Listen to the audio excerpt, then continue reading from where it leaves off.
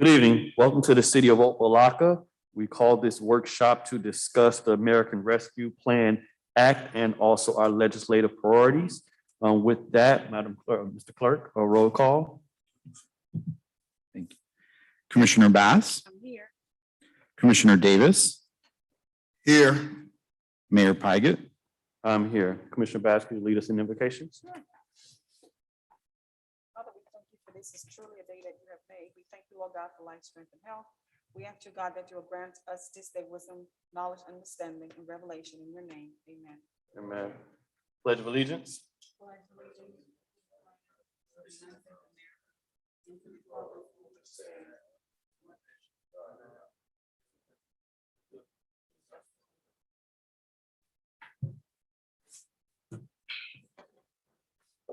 right, I'd like to open the floor for public comments. Mr. Clerk, do we have anyone on Zoom or IT, anyone on Zoom? We There have is one. one All right, person. Mr. Clerk, could you go over the protocols to govern our public comments? Yes. Good evening. City of Opa-locka Commission meetings are held in person at Sherbandi Village Auditorium, 215 Purvis Avenue, Opa-locka, Florida. Members of the public wishing to address the commission may do so in person or virtually. Those persons wishing to participate virtually should register prior to the scheduled meeting time on the city's website at www.opalockafl.gov. When speaking before the commission, please make sure to give your full name and address for the record. There is a 3-minute time limit for public comments. Please adhere to the decorum policy, which is part of the commission meeting agenda. City commission meetings are live streamed at www.youtube.com/users/City of Opa-locka. Registrations for virtual comments, there is one person, as Nelson has indicated. Thank you, Mr. Mayor. All right, we have someone online.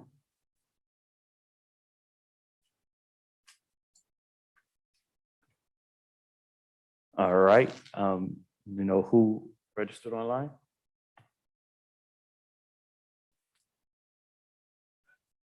All right, Mr. Sebastian, if you're on, you have the ability to speak during public comment on the agenda items, which is the American Rescue Plan Act and our legislative priorities for the state.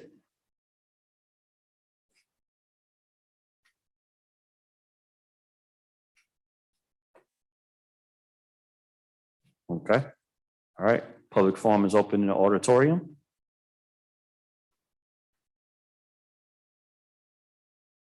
All right. Public comments is closed. All right. Mr. Manager, want to present the American Rescue Plan? Thank you, Mr. Mayor, Commission. Today, Robert Entail will do the presentation for the American Rescue Act funding that has come to our city and give you some guidelines and some things to think about in relation to where you want this funding to go. Bob, can you come to the podium? Thank you. Evening, Mayor, Commissioners, Bob Anderson, Budget Administrator.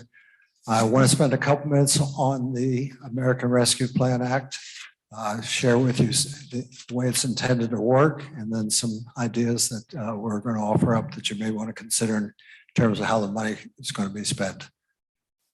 Can we start with the first one?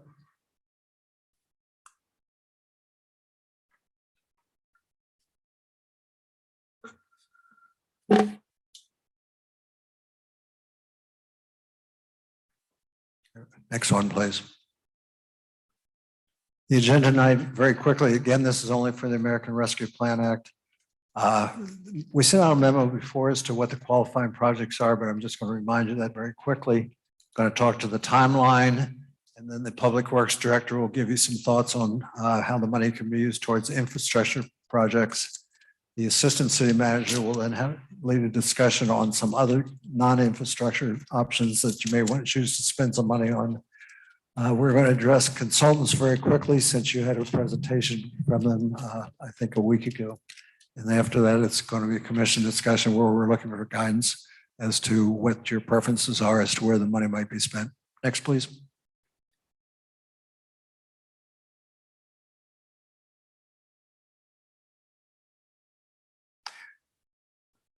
The details, there are really 4 categories that were set out in the original legislation.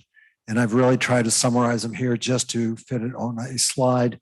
Really breaks, as I said, breaks down to 4 categories. The money can be used either to respond to ongoing actions being taken in response to the pandemic in terms of further protecting people, disinfecting space and so forth, or it can be used to deal with the negative impact that it's imposed upon the community. And they give you some categories there, such as households, small business, and others related things.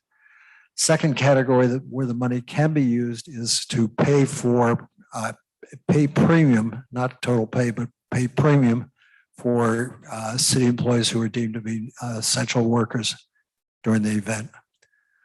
Third one is if you can demonstrate that you've had revenue shortfall, you can apply for the amount of shortfall that you believe you've incurred, and that can be used for whatever purpose you see fit.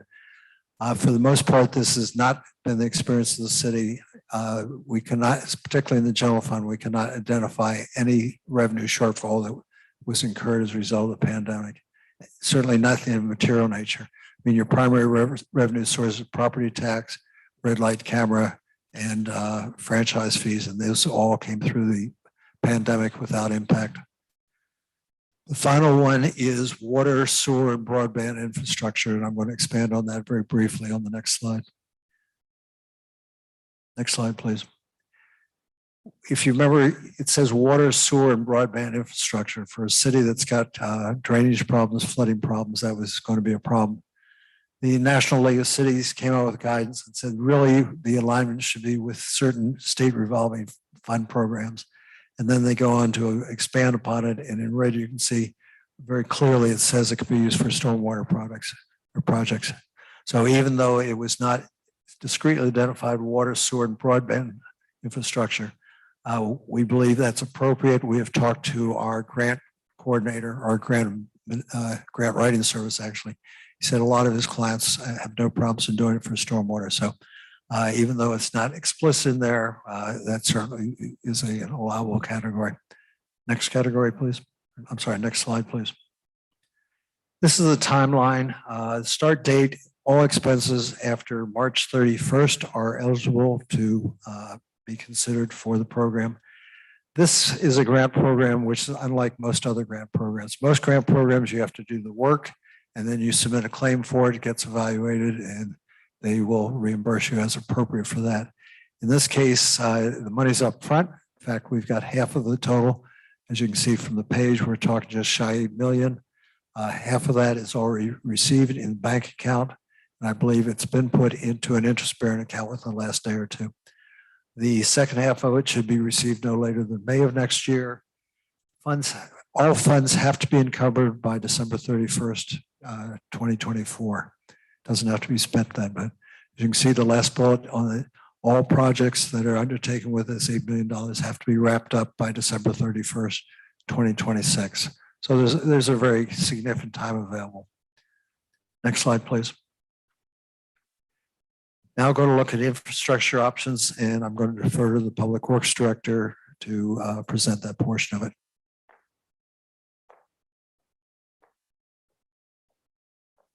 Good evening, Mayor Commission. Aria Austin, Public Works.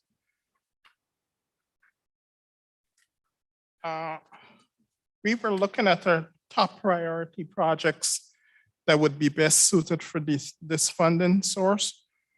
At the top of the list is a project in Miami Gardens for our drinking water infrastructure.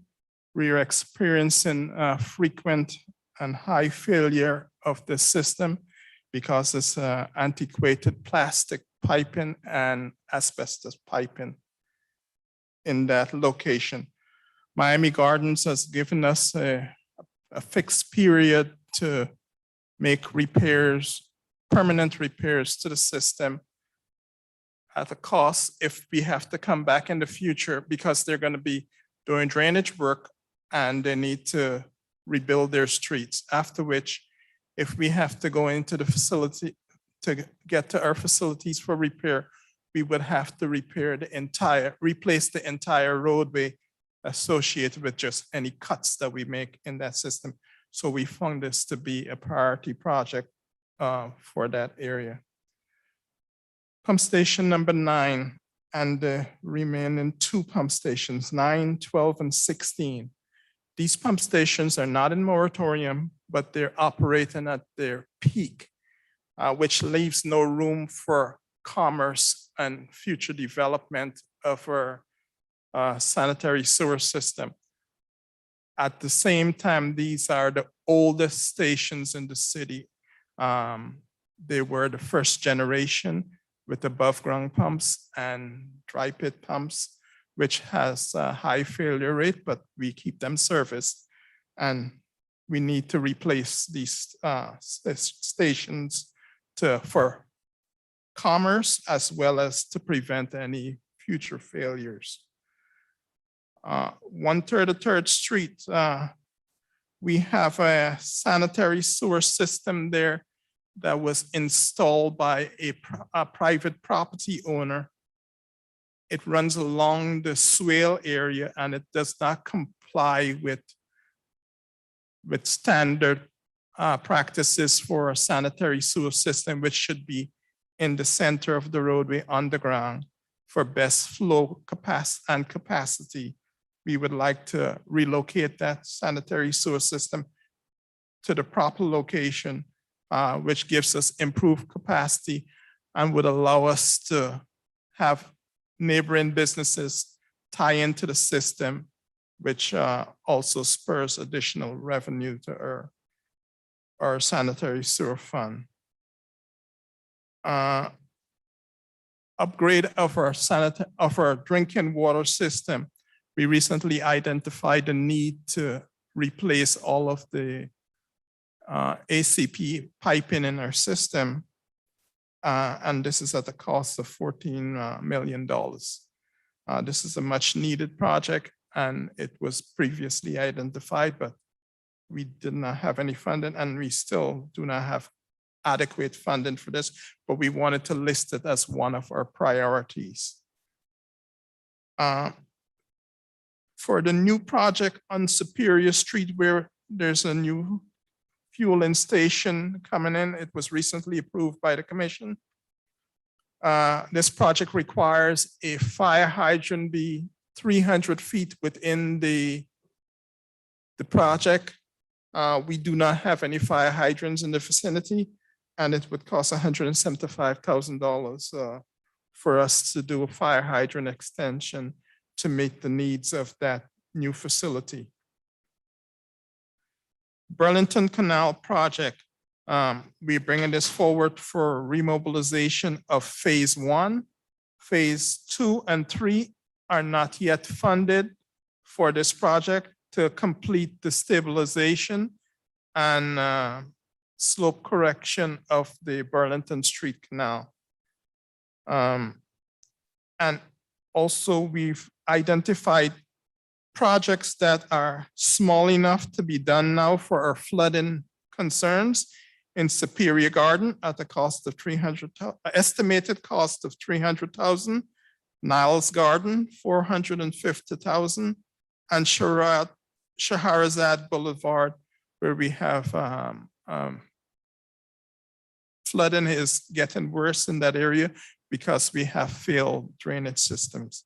These were projects that we feel could be done with this reasonable cost, including design, and we ask that you consider them. Some of these projects could be offset by grants, but to date, we have not received those grants, but grant applications have been made to fund some of these projects. That concludes my presentation. It's followed up by graphic representations of everything I spoke of. Thank you.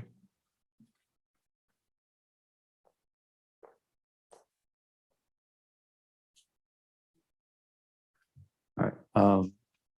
There are some questions, if you won't mind. I think there are some questions from the board in terms of infrastructure projects.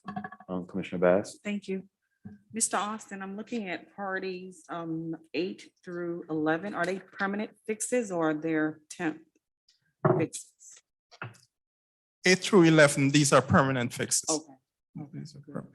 They improve the capacity of the stations as well as upgrade them to current technology. Okay. Well, let's just go back to 1 through 7. Well, I know the pump stations, all that will be permanent. So you're saying all of this will be permanent? That's it? Correct. Okay, all right, thank you. Mr. Mayor, Commissioner Davis. Mr. Austin, can you elaborate on priority number 8, which is the Burlington Street Canal Project, phase 2 and 3? Burlington Canal, we were awarded a sum of $700,000 by the FDEP for the maintenance of the slope and dredging of that canal. The project started, it's 58% complete for phase 1, but we only had $700,000. The remaining balance for that project is $400 and some dollars. That would finish phase 1, but we still have phase 2 and 3, which takes the project all the way out to the lake at the end of Ingram Park. Okay, and what does the maintenance slope entail exactly? Currently, we have, because the slope has not been maintained, we have erosion on the banks of the canal, which is affect some residents have lost portions of their yard to erosion, and it's impacting the structural integrity of some of the homes there, as well as businesses on the east side of the canal, the portion that runs between 135th and Burlington Street. So it's a very important project that needs to be completed. Okay, so this is just to mitigate those kind of concerns? Yes, sir. Okay, and we already have 700,000 via grant to. Which we've expended pledge. some of it, yes. Okay, my next question is, looking at priorities 1 through 11, is this list of projects, is it being ordered by priority? By priority, yes, So sir. number 1 is Miami Garden service lines will be the top priority? The top priority, yes. Okay. All right. Thank you, Mr. Austin. Commissioner Taylor. Mr. Austin, on page 8, I just wanted clarity on the bottom. It says 1 assumes 1 million of the 8 opera funds used only for what does that mean?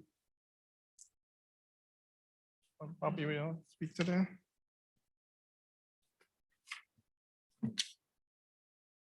Bob Anathan, again, Budget Administrator. That's going to be addressed on page 14 by the Assistant City Manager. Okay, and then above that, it says both grants are received. Yep. For the 4.9. Is that the 2 grants above? What is? It's referring to a grant that was put in terms of the water distribution system and a second one that's about to be put in for the pump stations. So the grants have not been awarded yet? No, so they won't be, we won't know until next spring. But the good thing is, well, first off, you don't, if you're going to be eligible for those grants, you don't want to do too much design work now because anything you spend before you're awarded the grant is not recoverable by the grant. So, but the good news is we're talking 4 years all the way through December of 2026. So Okay, time is not really pressed at this moment. I guess the wording is misleading. But you said If it is, I received. apologize. All right, so, and to my colleague's point, this is priority based off of the need of the city. In regards to the flooding of Superior Now, Gardens, and Scheherazade, those, you said you were trying to get grants for as well? Those projects, Superior Garden, 9, 10, and 11. pardon? 9, 10, and 11, yes, sir.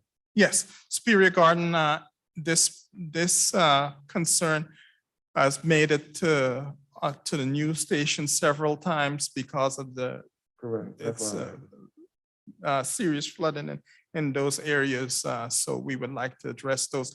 Since they're smaller projects that could be done under this funding, we wanted to bring those to the attention of the commission. Okay, and what would be the timeline for those projects, because they directly affect our citizens? For completion, a project of this magnitude would take approximately 2 years from 2 years. start to finish.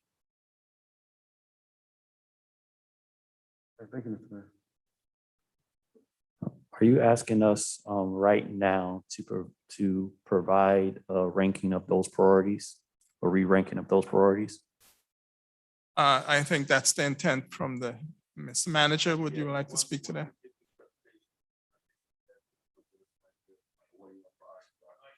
Mike, speaking to the mic, please. Sorry, apologize. Yes, sir. I think that once we finish our presentation on this particular part of it, I think you all should provide what you all see as the priorities and rank them in order, based on expenses. So we still have another presentation, you're saying? Yes, we got another part of this presentation for Rescue Act funding I'm gonna present. I'll have a few guests here. There's another part of it that we'd like to present to the commission that we think is important to meet the needs of our residents and citizens. Got it. Any other questions for Public Works? All right, Mr. Manager. Thank you very much, Mr. Mayor. As you know, we're very welcome to be able to receive these funds from the government, the federal government through the state for the infrastructure of our city. But while we want to build on the infrastructure, we also want to rebuild our citizenship, our residents, to feel comfortable about our city and about what we're doing in our city. And as you know, the pandemic has had a tremendous toll on our city. And there are many areas, and speaking to many of the commissioners in relationship to the interest that you have had about what we can do and what we should be able to do for our citizens with some of these funds that have come through our city. So we're asking for at least $1 million of this money to go into human services areas of our city. And we want to bring a few ideas to you also that you can look at. One of the ones that I think that is very important is the relationship to rebuilding our citizenship to become participatory in the workforce. You know, one of the issues that we've had here in the city a lot has been about us not being able to get people to apply for jobs and things of this sort. Excuse me. But that's been all around the country. And so we think we have some solutions to that issue here in the city of Opa-locka. I've had various groups that have spoken to me about how they think they could participate. One of those groups are here today. I'm familiar with this group based on my strong social service background. So I would like, if the commission would not mind, if I let Mr. Gilmour, who's the executive director of Transition Incorporated, to come up and talk about some of the ideas and thoughts that he has about some of the issues that we've had in the city and how we can meet those issues, especially in relationship to the beautification, which he has brought along with him, the human resources of Miami director, who has been a part of a extensive program that has done a great job in the Overtown and Wynwood areas. And some of y'all may know them as the Blue Shirts. They have done a tremendous job. And I thought about why we should reinvent the wheel. We have opportunity to bring in the experts in doing this very thing. We're talking about littering and pollution in our community. And when we would just focus on citizens and individual Opa-locka, they come here and focus on our citizenships and our residents to get them involved in the beautification project. So if y'all come forth now and make your presentation to the commission, we greatly appreciate it. Thank you. Thank you, sir. Thank you, Mayor. Thank you, Honorable Commissioners. My name is Stephen Gilmour. I'm honored to serve as the Executive Director of Transition. Transition began almost 50 years ago by a gentleman named Marvin Rowson, who was a local businessman and an attorney. And he believed that if previously incarcerated people were given a second chance opportunity, that they could correct the path and make a change in their lives. Studies have proven since then that he was absolutely correct. So Transition began with a team of volunteers who just simply wanted to help previously incarcerated people with job training and employment opportunities. And we pretty much remain the same organization today. We have a small team of dedicated individuals who each have a heart to serve our communities. And the reason why I say communities is even though we're housed in Overtown, we serve everyone in the county. Today, we're excited we're thrilled to partner with Human Resources of Miami Incorporated to present to you Rise Up Opa-locka. It's an employment and empowerment zone program. Specifically, what we want to do is put Opa-locka residents to work, put them in job training opportunities, and help them rebuild their lives through job trainings and educational opportunities. We have a short presentation that can play as we discuss our program. What we do at transition, or what we would do, is the onboarding process. We would hire people right here from Opa-locka and put them to work right here in Opa-locka. Their onboarding simply includes an employment application. Of course, it includes a computerized assessment. They will receive an initial assessment with our placement specialist. During the initial assessment, we will discover their employment barriers. Employment barriers can be a number of things, everything from transportation to clothing. It can be a number of things. We'd address those concerns, and then we'd partner with Human Resources of Miami-Dade, of Miami, if they fit. Our program is not just focused on that particular program, but it's focused on the people of Opa-locka, putting everyday residents at work. We have some pictures that demonstrates what we do at Transition. We provide everything from forklift certification, security guard classes, you name it. It all depends on the background of the participant. I have people with PhDs who come to our center, and we help them get jobs. So what makes us different from other organizations is that we have a proven track record. And secondly, we are dedicated to seeing each participant succeed. We thank you for this opportunity. I'm sure you have a few questions for us, but I would like to have my community partner, Ms. Omaka, who is the most beautiful name, Shinidi Omaka, share a little bit about the program that we partnered with them, and we are responsible for placing a number of our participants in their program. And I think this will be a great fit for Opa-locka, not only in terms of the employment piece, but it's something else something different when you see your neighbors working in your neighborhood. I know when my participants see me shopping in the grocery store, they understand that I have a vested interest in them succeeding because I'm just like them. And so that's the significance of this program. You feel good when you see your neighbors at work. You feel good when you know you have a steady job. You feel good when you can participate in programs like this that's going to help you get a step up. COVID-19 has affected every last one of us in this room. All of us have lost a loved one or a family member, a friend, or a neighbor. Believe it or not, the unemployment rate for previously incarcerated people prior to the pandemic was that of the Great Depression. People are always surprised to find that out. Prior to the pandemic, that number is much higher. And even though many employment opportunities are now granted, many more employers are providing second chance opportunities for previously incarcerated people, the numbers remain too high. I have participants who come from Opa-locka to Overtown. What this would do is allow us to create a center right here in the heart of Opa-locka, so we can meet the needs of the community, so we can sit and develop relationships, because it boils down to having strong relationships with the people of Opa-locka, getting them trained and employed, and working with the city of Opa-locka for other positions that you may have. We have a team of great recruiters. You name it, we can find the person. We want to make Opa-locka strong. You're already a strong city, we want to make it stronger. And we believe that we can be a part of your family, and we believe that we can make a difference here in Opa-locka if given the opportunity. So Ms. Amaka and I come back and answer questions. Good evening, everyone. I don't have much to say. My wisdom, my knowledge speaks for itself when you see my actions. I believe in change. I was given an opportunity that people were not given, and that was a second chance as well. I have been in the streets. I've been known to be who I was in my past. But with me going out there with the blue shirts and participating with them, even though I'm their supervisor, and even though to them, when they look at me, they think they see me even though I'm someone else. I was raised correctly. I was raised to speak correctly. But in life, we all take a chance and we all turn. And in that turn, This particular organization that is from my mother, she created this. I'm very proud of her. But by she letting me direct this, I realized that I touched a lot of different lives. It was lives that I never thought I could touch. I was able to help women who only thought it was okay to sleep with different men 24/7.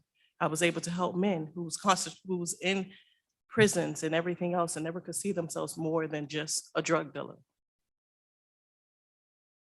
I have to be honest with you. I don't know if Opa-locka deals with a lot of drugs like I know we do in Overtown. But what I do know is one thing: community is the most important thing in life. Now, I've grown up all over Miami, Florida. I never had a chance to live in just one particular community. But being with Overtown, being with this blue shirt, representing what it stands for, and what it stands for is community. It stands for that we all get a chance. We all get a chance to look at each other and get to that next level together. In this, in our proposal, or however you want to do it, it has been where we can help out 11 people. I didn't want to help just out 11 people in 1 year. What do I get from that? How are we helping? Let's help out more. So what I started doing is making sure that as I joined with transitions, as they helped me the way how they did, I said, hey, transitions, you guys got people, send them to us. Let me see what I can do. Let me put some on call, and then let me get some moved out to the next level. Some are ready. They don't want to move, but let's get their minds ready. And that's where I stay. I'm right there. I'm the one who's in their brain. I'm the one who says you messed up. I'm the one who's on their case. I'm the one who's saying, hey, we could do it together. I'm the one who's speaking the same knowledge, same lingo, same everything as they speak. Because I'm the one who's been there. I know what it feels like. I know how it feels not to have or not to think you can go further. I know what it feels like to be blocked. I know what it feels to know that you're somebody, but at the end of the day, you're treated like you're nothing. So because of that, and because I was blessed, didn't know I was blessed, but of course now I do. Listen, I stand for fight.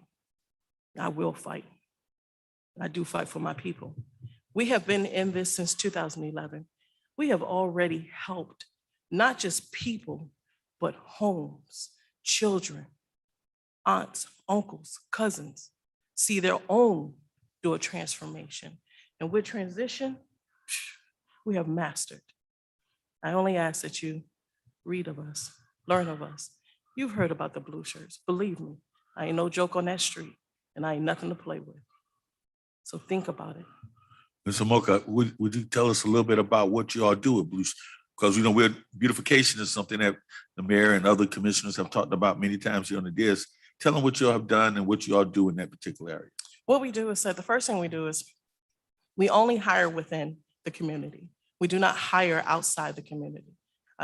If this is Opa-locka, Opa-locka is where I stay. I only desire residents of the community that we're working with.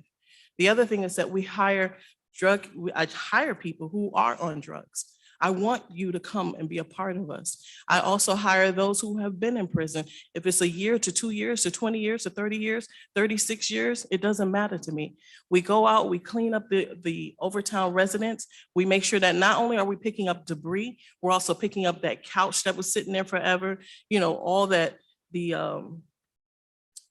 all the dump, when they have things that they've dumped to the side. We've had trucks come into Overtown because they think of Overtown as nothing. So they dump all their stuff on the side of the road. Oh no, I'm the one we make sure we pick that up. We make sure that we get that because we want them to understand to invest back home, invest into your residents, invest into where you come from, invest what you're so proud to say town is for life. Let's invest back into that. And that gives them more pride. I want them to be able to invest into Opa-locka and have more pride about what Opa-locka represents and what you stand for. And currently right now, who, for the Overtown area and the Wynwood area, who's funding that for you all right now? Right now, it's CRA Overtown that is funding us right now. Thank you. Do the mayor, any commissioners have any questions of either one of these individuals? Mr. Mayor? Commissioner Taylor? Okay, I'm very familiar with your program. But I have a couple questions. How long is the program per applicant? And overtime, we have it for a year, but we have done it for 6 years. 6 months. In addition to the year. Exactly. So once they graduate from the program, from transition, they go through human resources and you help them get other employment? We get the employment from transitions, Mhm. and once they bring them over to us, then that's when we start our thing. We let them understand when our new year starts, so they can already have people waiting and get going. Okay, and then you talked about beautification. In regards to beautification, what all does that entail? Just picking That the entails- trash, y'all do yard work, like what is that? That entails doing the trash, picking up trash and all over town. Also painting, also graffiti. Also, we also do pressure cleaning. We also do any type of landscaping that you do ask me to do. If it's part of our scope, of course, it's all done. Okay, and then my other question is, when it comes down to, well, one, what are the hours of operations? A 9 to 5, Monday through Friday? We're from 8 to 3. 8 to 3. They're only given 6 hours. They get an hour lunch, so that's the 7 hours plus the hour lunch, make it 6. Okay, and this program, is it separate from the city, or is it, you work hand in hand with the Public Works of Miami, or do you have your own equipment? That's what I guess I'm getting at. For this program, it's, we are separate from the city, of course, and we do have a storage and everything else that we only put for all our equipment, and everything else goes there, yes. So we express the need, and that's what you all Yes. target. Okay, another thing, I like what you said about community is important. Now, going back, you made a comment that said, once we do the onboarding, if they fit, what does that mean? Transition's prepared to work with everyone in Opa-locka. So some of the participants who walk through our doors will not have a desire to join the Blue Shirts. They may want a career in admin. They may want something totally different.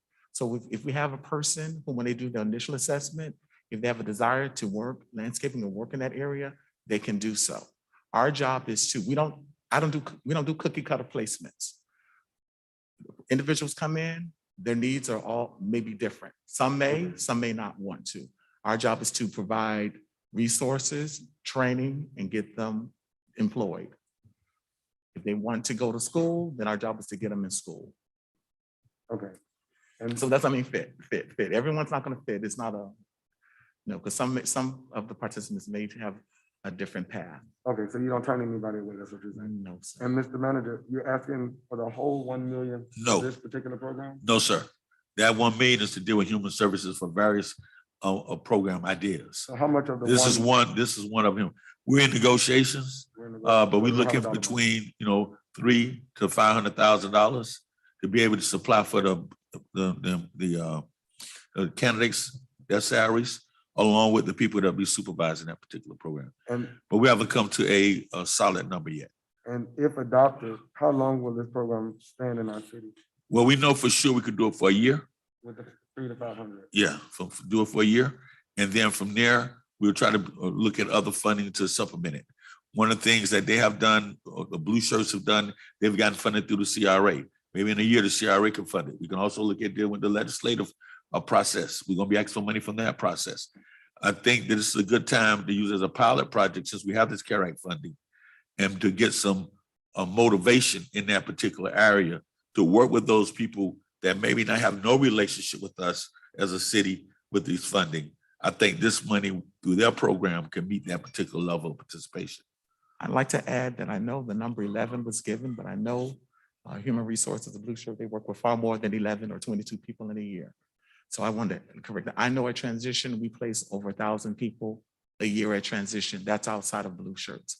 So what that would include is us having personnel Monday through Friday from 8 to 5 p.m., having an office here in Opa-locka, providing services not only for Blue Shirts, but the people, the residents of Opa-locka. From initial assessment, identifying the barriers, resume development, mock interviews, cover letters, making certain that they're ready for interviews, and then we will give them job referrals. After job referrals is onto placement or training. So it's not just Blue Shirts, and we help the onboarding part of the Blue Shirts, but we also help the exit part. So we place people either with the city of Opa-locka or other companies. That's our job at transition. That's what we do. And one of the things too that we discussed, this will only be for the city, this will also be for our businesses that need employ people that are our citizens. Their job is to go out and contact some of those industries that we have here in our city, corporations and others that may be looking for employees that can go through their program. Also, the other incentive for this also is that, we've been having a problem sometimes getting new hires in. So they're not just gonna be looking at that level, they're gonna be looking at all levels of employment to assist our city during this particular period to bring a stronger group of people in as a potential employees. Thank you, Mr. Mayor.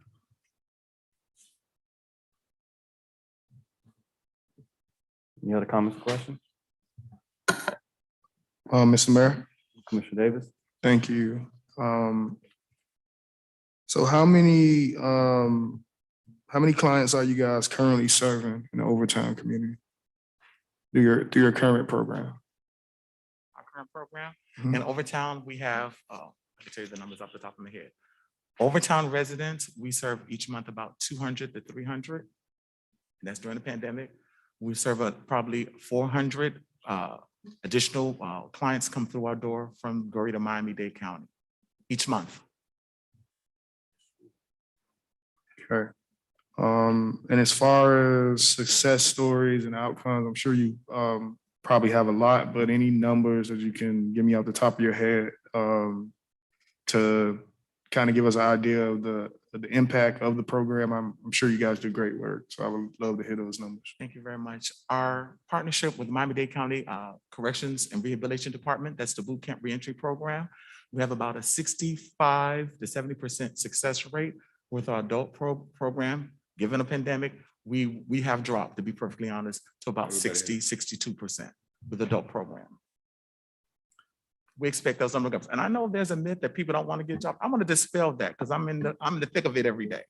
And you do have that element that do not want to work. But every day I see people come into my office and they are seeking a job, especially given the number of times, am I being recorded? Especially given the number of times the unemployment website has shifted here in the state of Florida, and it's making it very difficult for residents. We are transitionists, we are partners with DCF, and we are trained to help with food stamp applications as well as unemployment applications. I can't tell you how many we've done in the past 18 months, too many to count. Most people, when they pull up different agencies, they get our number and they call us, and we're one of the few agencies, we answer our phone and we try to provide assistance. But people want to work. And this is an opportunity to put Opa-locka residents to work. Yeah, I'm very excited about this opportunity. Recidivism and just working with those individuals that interface in our communities and re-enter our societies by way of the correctional system has always been one of my passions. I can remember in college taking a community corrections class and even interning. My first internship was actually at the Tallahassee main intake for probation and parole. And at one point in my life, I wanted to be a probation officer and work with individuals in the system. But after interning for like 6 months, I realized that I wouldn't be able to help people much in that role. So that's why I ended up going the nonprofit route. But during that time, I realized how important it is to have these sort of resources and how few and far in between, these resources are existing or available in our community. So I'm very, very excited, and I want to applaud the work that you guys do. And I actually have had family members that have participated in your program.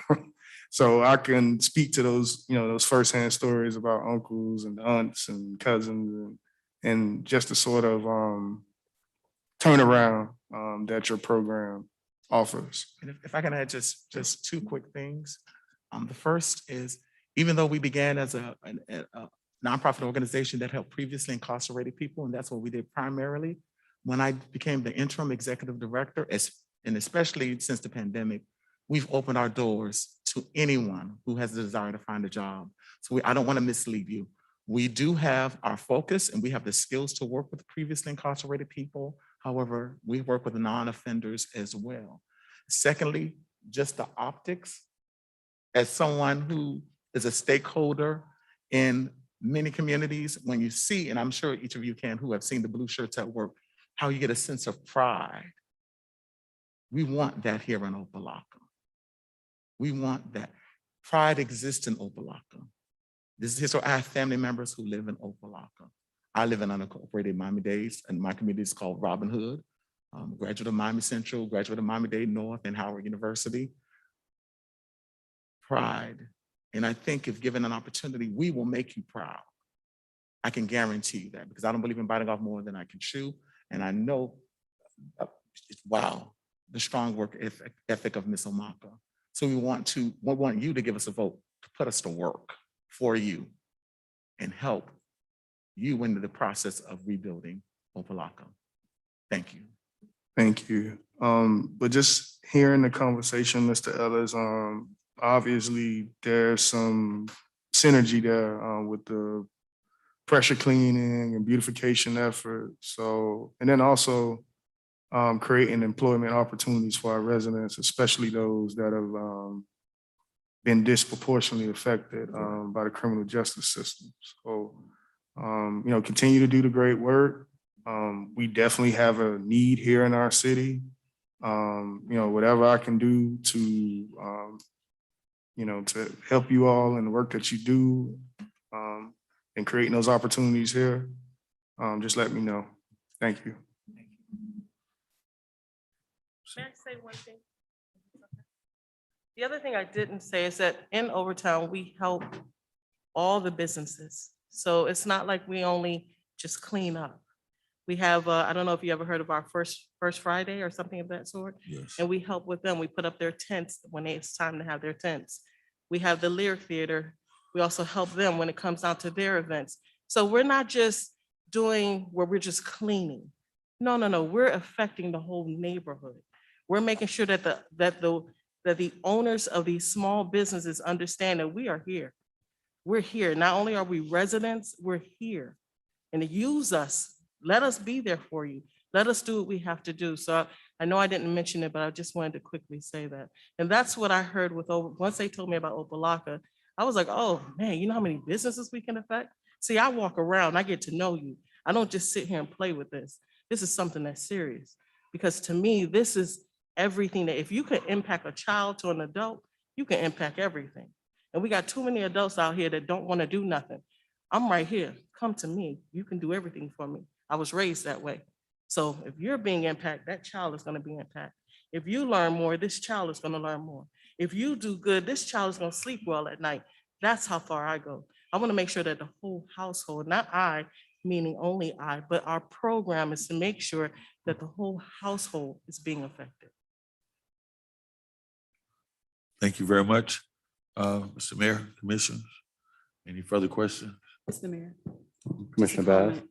Thank you. Just a comment. I applaud you for what you're doing, and I'm sitting here and I'm just a little bit teary-eyed because what you're doing remind me of my mom. She passed in June. And with that being said, just continue to do what you're doing. It's much needed. Thank you. Thank you for coming to the city of Opa-locka. We really appreciate you coming and presenting to us today. I have family members that have participated in transition. And it's two different organizations, correct? What's the other organization? Human Resources of Miami. Okay. All right. So this work is definitely needed. We do have a community here in Opa-locka, quite a few folk that have those same conditions, people that you work with. So it's something that is definitely needed within this community. So thank you for taking the time to come here and present to us. I wanted to first get some clarity on the program in general, Mr. Manager, in terms of the qualifying categories. I'm looking at the third page of the slide where it says qualifying project categories. Which one would human services fall under? economic impacts of the pandemic, assistance to households, small businesses, nonprofits, and aid to other impacted industries. So exactly how would that, if we were to provide $500,000 to transitions, could you break down how that would fit into It would this? help in the area of employment for those who have been affected by the pandemic. Those are probably the first people that we looked at that's dealing with that. It could be for services that could be a part of the program that will meet some of those areas that are need concerning the pandemic. One of the things that we was looking at today was that, all of our parks need to be sterilized. All our facilities need to be sterilized, or sanitized rather, on a continual basis. So the activities that can be built in here to meet the goals of the pandemic, along with the resources that's needed for people that have been affected by the pandemic who might be unemployed or need employment. The last funding that we had, care funding, that we dealt with the beautification program. We did a training program that was for people who have been affected by the pandemic, which they just signed an affidavit. So I was affected by the pandemic, which allowed us to employ them and let them be a part of that training program that we have a great amount of service corps. So it'd be basically the same type of process. Bob and I have been doing some research because we know we're not the only city that received this funding. And we reached out to really find out what's the best way, but we was really applaud with some of the other programs that are being developed. I mean, actually funding senior programs, funding this and that's been actually being done. And we're trying to pick it back for them to find out how that's done. But we know we're okay with what we've done in the past in relationship with the beautification program and implement a training concept, a program that was a part of that. All right. And to go back and talk about the funding part, when I talked about the $1 million, like I said, we're in negotiations. I mean, of course, we would like to get as much as we can, but then there are other areas we'd like to look at too that are human services type of expenses. One of the things I didn't get to that point, y'all could be seated. Thank you very much. One of the things that we didn't talk about, which we had talked about with the last funding, and we was questioned about why we didn't do it, and that will be funding for small businesses. Money can be utilized out of this fund to provide some type of compensation or some kind of help for small businesses. Another thing that we can look at that might be appropriate for this funding is a continuation of our beautification program for our seniors that we had in the last CARE Act funding. So all of those type of things that we're talking about utilizing within that $1 million that I broke out to be a part of that we did not put it within the infrastructure. All right, do these funds need to be competitively bidded? It depends, and that's, it depends. It depends. Like the group that came the other day about consultant, they are part of a general, group of people, and that's some further discussion that we got to get into. That's going to have to go out to the RFP process, or can it be single source? Bob, you want to help me with that one? Yeah, because I'm wondering, are we even able to provide one or two organizations that present to us $500,000 out of this program, out of the $6 million we're getting? Well, I mean, like I said, that's something we need to do some further research on. Okay. All right. But I mean, the criteria for that, of course, we will make some criteria for that money and how we're going to assimilate it from that. And that's in all of the monies that's going to be spent on the CARE Act. Okay. This funding will have some type of criteria. All right. And I did hear 11 people were proposed. Could you give me more clarity in what does this proposal entail? I heard a relocation, or not relocation, starting a new office here in Opa-locka, and then also providing services to 11. Was that what I'm clear on that?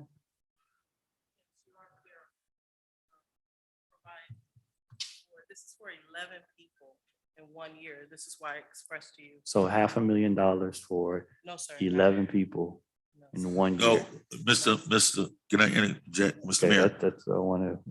We did not. You asked me. I said there could be a range from 300,000 to $500,000, but there's a different aspects of it. And once we sit down and negotiate with them what it looks like and how we can maximize it, then of course we'll come back to commission with that proposal of what they said they could do. What's your current budget right now? Our current budget is $350. people get paid $12.30 an hour. Okay, so currently you have a $350,000 budget to operate your program in Overtown. Yes. So we'll basically be paying to operate your whole program here in Opa-locka or bring it to Opa-locka. Yes, but as the city, as Mr. Ellis has said, we are willing to negotiate, talking to Mike, right? I messed up, got it, sorry about that. We are willing to come down because we understand that this is a pilot program and we understand. So we're not trying to push. That's why we're in a negotiation right now. Right, but I think the issue has to be in relation to the fact that your program will be totally for Opa-locka. You won't be Yes. moving your program. You're still gonna have your program in No. Wynwood, Overtown. Is that Right. you're gonna be bringing that type of service to the city of Here, Opa-locka yes. for our citizens. Yes. And another thing too that we have to look at, like I said, the program itself creates employment opportunity for our citizens to work both with transition and with human resource management. Plus, what it does is be able to compensate those people who are in training. Correct. So majority of those fundings will be given out to people for employment in our effort to deal with the people who have been affected by the pandemic in the arena of employment. One of the things that I think Brian stepped out the room, but he always tells me, we're $21,000. The minimum income Opa-locka is $21,000. And that's the problem. We have we have a low income level. Opa-locka is very low. So in this effort of working this program here, creating studies, assessing it, to be able to help the city, along with private industry and others, look at what's appropriate for our citizenship and our residents to be compensated for their work. If I may add, Mayor, please forgive me because obviously the fault lies with me, and that's what I tried to address because I know the number 11 was given, and that's what I tried to address, that number.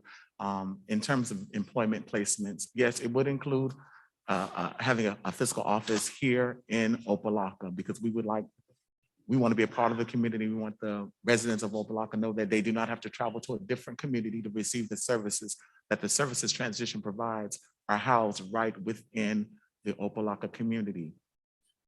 Each day, we would see residents of Opa-locka outside of those individuals who are participating in the blue shirts. So we're going to see far more. I'll probably see 11 people on the first day in the first 4 hours. So we're going to see literally hundreds, if not a few thousand people.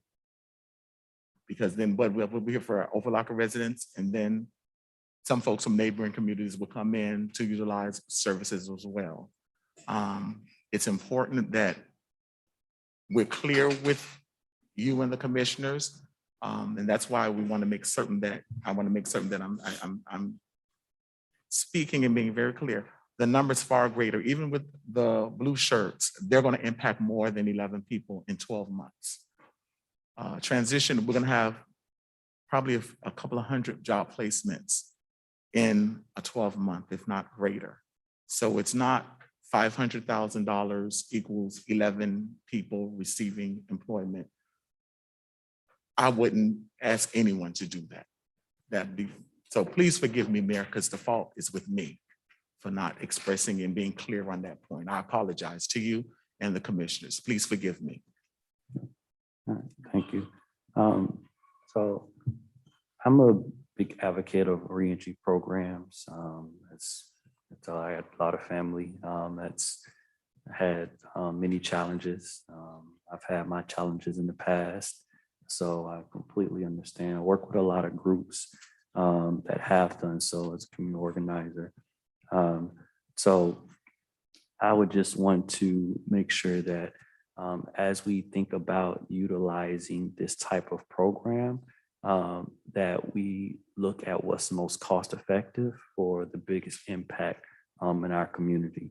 There are a lot of South Florida workforce centers throughout Miami-Dade County. You have Career Source, you have OIC, you have Circle of Brotherhood. There's a lot of programs, even in Overtown Business Resource Center. There's so many institutions and organizations, and I would love to see what they have to offer and even help to find out how these different organizations can come together in Opa-locka to really maximize our service. And I also know that there are a lot of our residents that do take advantage of these programs now, currently.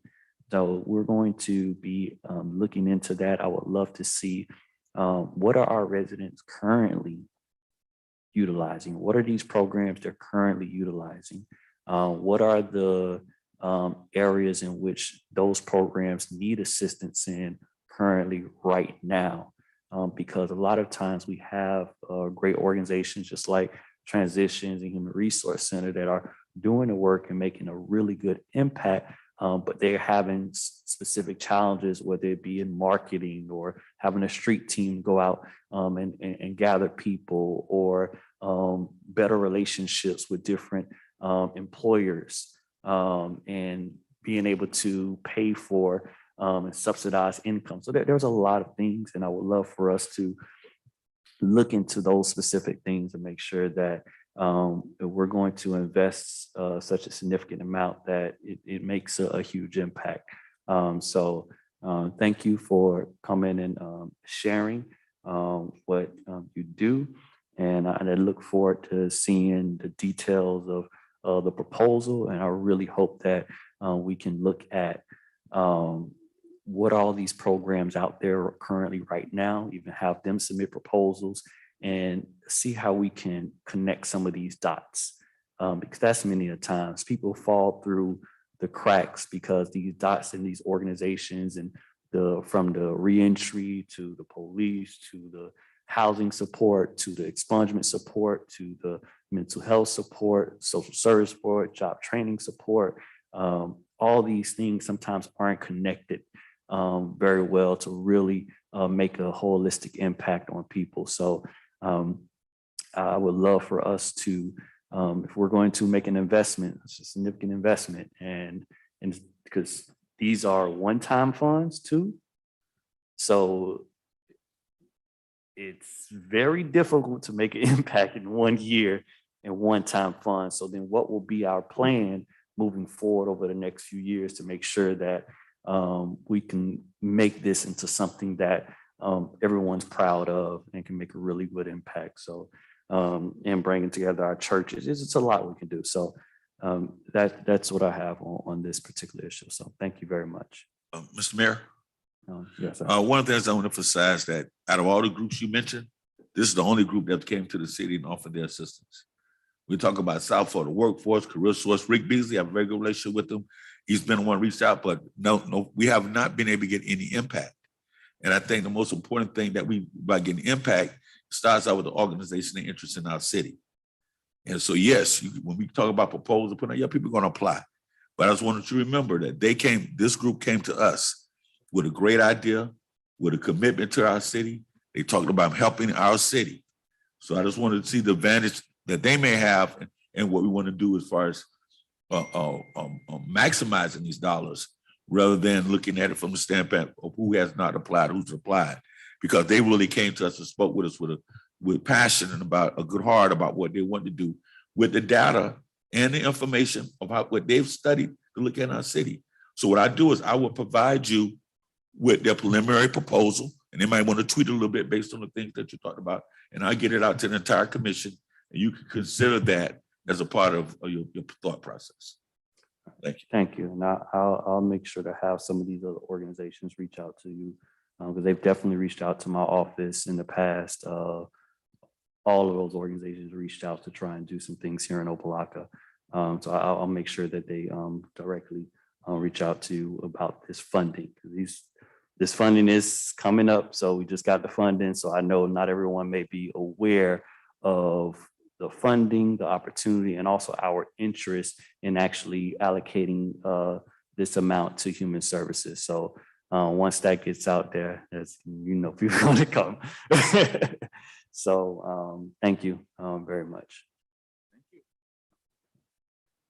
So right now we are discussing, number one, whether or not our priorities on this infrastructure, and also the amount that we would want to allocate to human resources. Is that what we need? Okay. So we're actually, that as you consider this budget, that you will allocate $1 million to human services, and whatever way that you would like for that money to be distributed, then that would be up to the commission. But yes, we'd like for it to be looked at it from that perspective. Go ahead, Bob. All right, so I would just start off as I've, since being on this dais, one of the major challenges that our city has been facing is infrastructure and having the funds to address the flooding conditions, water distribution conditions. We did significant work with our pump stations that we have a lot of people have, and also just paving of our streets. I know that we have a stormwater master plan that should be coming to us in completion with some proposed projects. How is that plan being incorporated? How is these funds looking to be incorporated into that stormwater master plan priorities? That's what my first question is.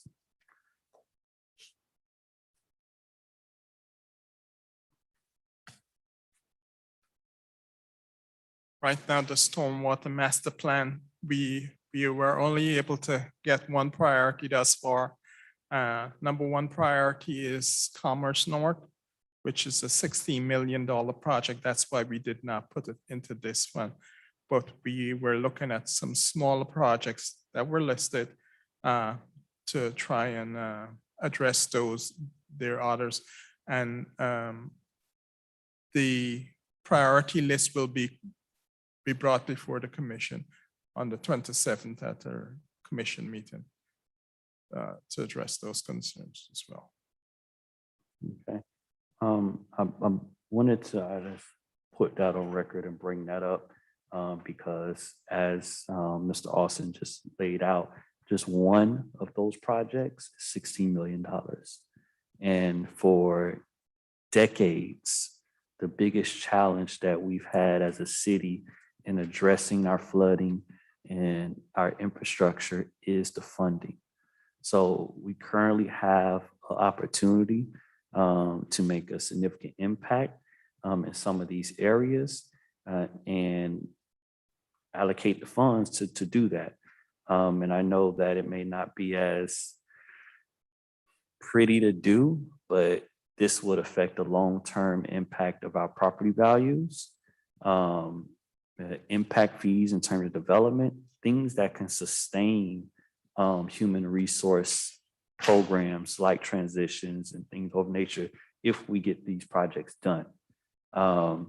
So I would strongly consider that we make significant investments and really see how our legislative requests, this American Rescue Plan Act, and additional funding that's coming down from the federal government can be utilized to finally take care of many of our major infrastructure projects that we have that we have in the city. So my first suggestion when it comes to these projects and looking at page 7 and 8 of these infrastructure, I would like to reorganize this to where number 9, 10, and 11 becomes 5, 6, and 7, and everything else goes from there. And the reason why I'm proposing that in that way is making an impact on one community, like really going in there, completely fixing one community, is going to show and give us realistic, quick wins that people are going to appreciate and love. And with this 6 million, I just calculated these funds, we have the ability to take care of all of this except number 6. So that's the one that I would do. And then the second thing would be to allocate this to our stormwater master plan and our upgraded water distribution system. don't really have a priority in terms of which one is important or less, but as long as it gets done and we got a project that's completely paid for and done where there's no issues in making sure the project gets done. So that is my opinion in terms of the reallocation of these funds. Anyone else? Mr. Mayor, Commissioner Davis? thank you. I support reorganizing the priority list, moving 9, 10, 11 to 5, 6, and 7. Of course, the Miami Gardens service lines is a project that's time sensitive. And of course, the pump stations will ultimately 2, 3, and 4 will help us come out of the consent decree with Durham. So I'm in agreement with switching those projects to bump them up on a priority list for 5, 6, and 7. So that's 9, 10, and 11, correct? Okay. That's all I have, Mr. Mayor. Mr. Mayor. Commissioner Bass? Thank you. I also agree with that as I'm looking at it. I agree, because once we can get into these areas and complete a project, that's what the residents see and that's what they judge us with or by. So to be able to complete these projects in 3 different areas, I think that would be a phenomenal step taken. Thank you. Mr. Mayor? Commissioner Taylor? Okay, I do have one question. In regards to the 133rd Street sewer relocation, you talked about relocating that to the middle of the street in order for businesses to tie into that? Yes, sir, right now, And it possibly being a source of revenue for the city? correct. Right now, it's a private lateral that's being used to serve a single business, but we have businesses on both sides of the roadway that could utilize this new lateral system for treating their And sewage. in regards to the dollar amount, because we have 4, how much would that give the city back if we would actually spend that money to relocate that private sewer? It's incremental, it's in small bites, but it would allow for better usage of, better operation of our sanitary sewer station number 16. Right now, we have some issues with that as a result of this lateral not being properly installed. So that's directly connected to 4, 16. No, pump 16. sorry, yes, So 5 is directly connected to pump station number station 4, 6. number 4, which is 16. So if we were not to prioritize that, how would it affect? Every guess time it rains right now, because the utilities in the swale, it has a lot of inflow from the water that collects in the swale. So it reduces the efficiency of the pump station, since it's now, instead of pumping sewage, it's pumping rainwater. So 5 directly affects 4. Okay, and then, all right, so I'm in agreement, but I would move 9, 10, and 11 to 6 and 7, and then go from there on down, especially since that 5 directly affects 4. So that would be my only tweak on what my colleagues have suggested. Mayor Paget, Mhm. can you just Commissioner. repeat his numbers? Yeah, can you repeat that? I'm proposing that we do 1, 2, 3, 4, 5, 9, 10, 11, and then everything else.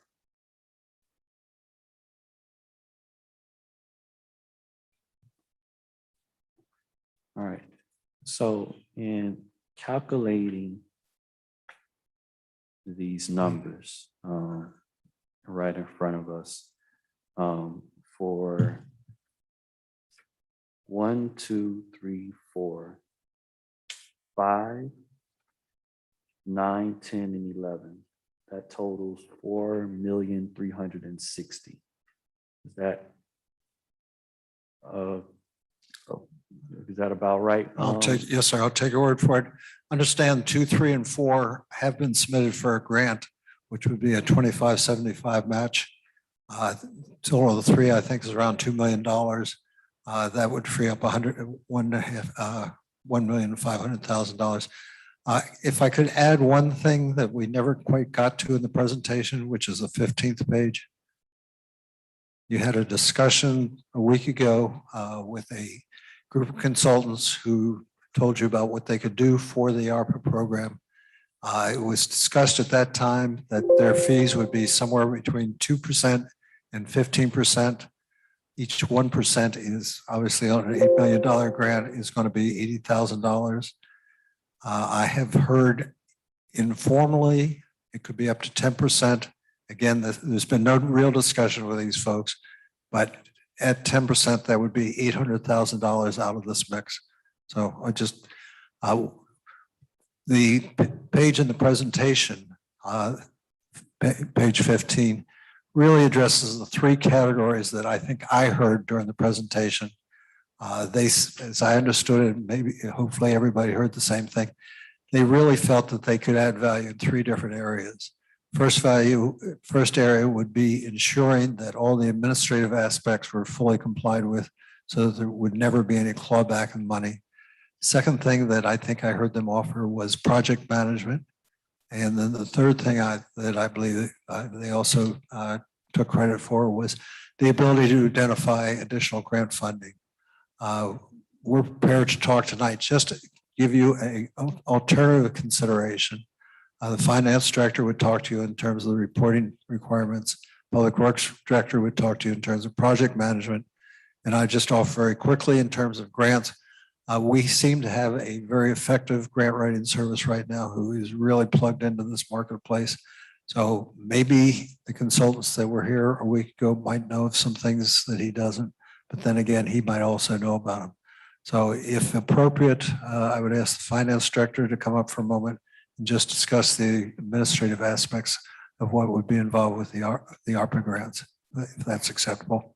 All right, so just so that I'm following, we're saying that we have a total of $7,950,000. Yes, sir. That's the starting number. That the group that was presented to us at the last commission meeting is looking to get about 800,000. That is 10% of that. What they said is somewhere between 2% and 15%.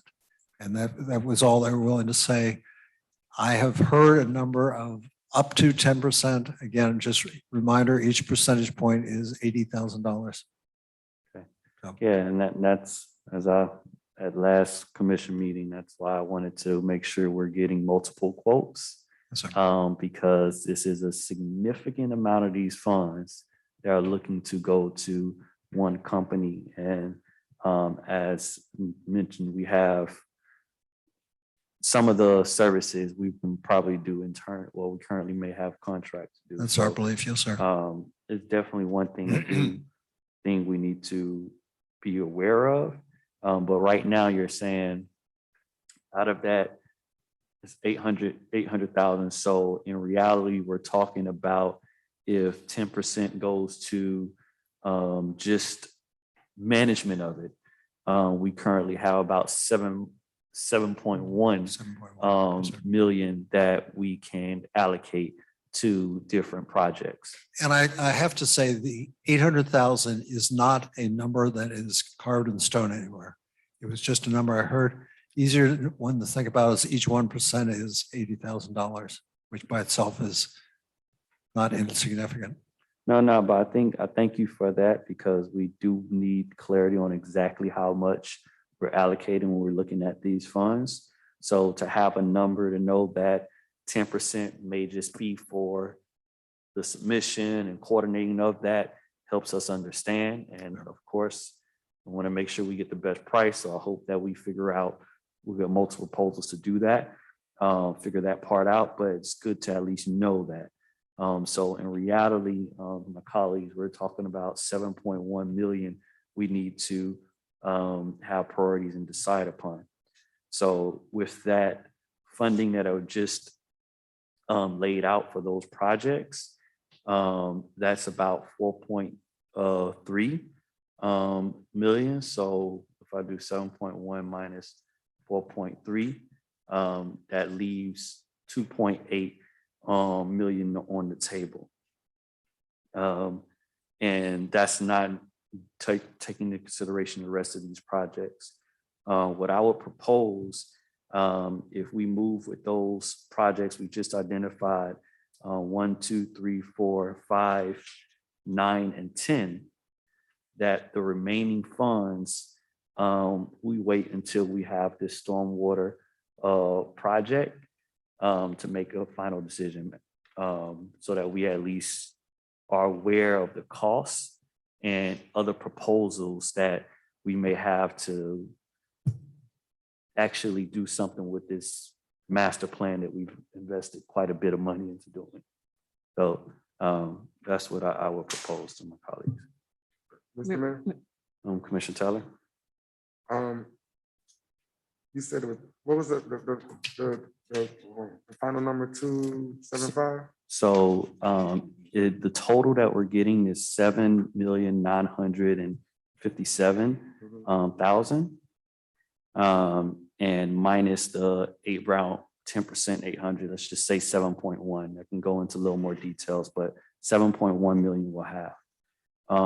If we add up 1, 2, 3, 4, 5, 9, 10, and 11, I got, 4.3. So we got 2 point something. 2.8.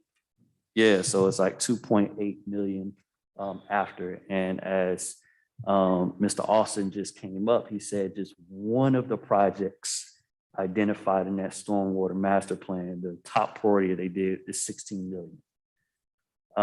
So I personally, I think this committee may be a little premature because we may want to incorporate the stormwater master plan projects and really see how we can make that impact on that. But at the very least, I think we should look into at least considering those other options. These are quick fixes that our residents gonna feel immediately, which is something that we all like. But I know the stormwater can also do that too. So Okay, that's what we have on the table. I'm hearing you and almost in agreement, but I do have a couple questions. You said we were applying for a grant for 2, 3, and 4 for the pump stations, correct? Correct. Are those match grants or is it 2575. 2575? Okay, the only thing that I would not agree with, Mr. Mayor, is I would like us to put that 1 million for human services. Depending, no matter what it looks like, be it gift cards, be it turkeys, something tangible for our residents. I would like to see that, or even the workforce program that just was presented. And then the rest can go towards but I do think we need something in human services that's tangible for our residents. That's my only, I'd like that option that they proposed. If I can interject for your consideration, item number 8. The state is also looking at the Burlington Canal project, all 3 phases, as a part of our demonstration to complete projects that we've started. This and Carroll Lane are 2 of our demonstration projects for future FDEP funding for our infrastructure needs. So if we don't complete number 8, we won't be considered for future funding? Is that what No, you're saying? we just would like to give it some consideration as one of our demonstration projects to finish. a project to bring a project to fruition that was funded by the state. Okay, so in layman's terms, if we don't complete number 8, we will not be able to get more funding from the state. We reduce our consideration, chances. our chances for consideration. Y'all putting us in Just a got tight complicated. squeeze. Just got complicated. Jeez.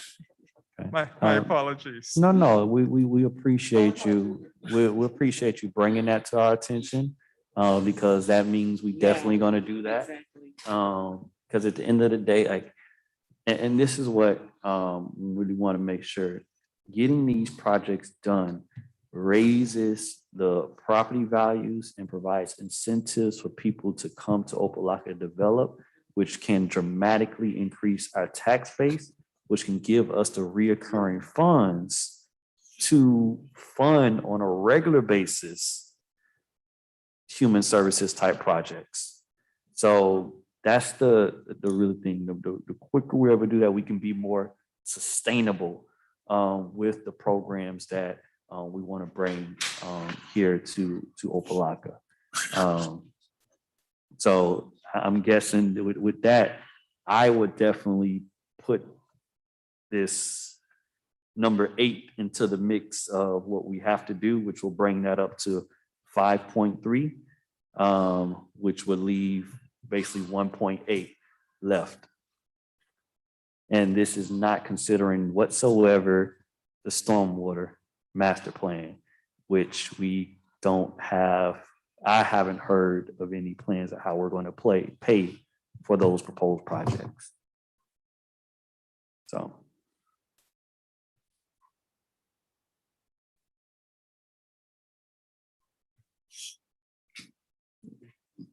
Mr. Mayor, Commissioner Davis. I agree with the reordering of those projects. Of course, I know our stormwater system has been one of those issues that has plagued our city and our city's residents for some time.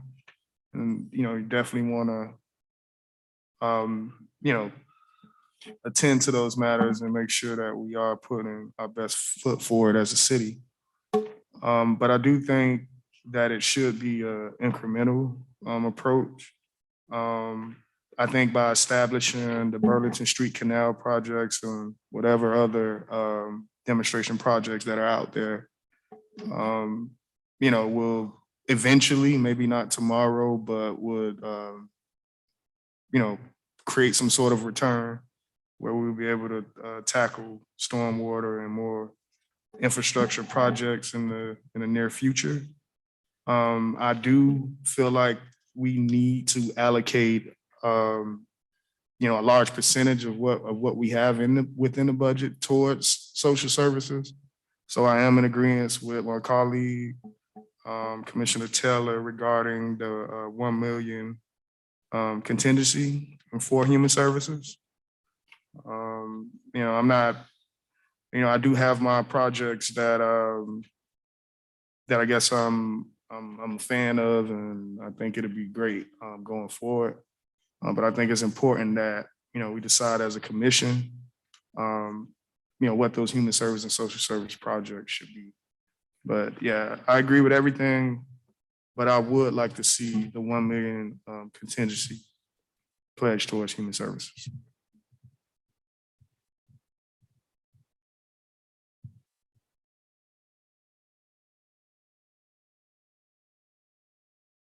Commissioner Bass. Well, thank you, sir. I'm not too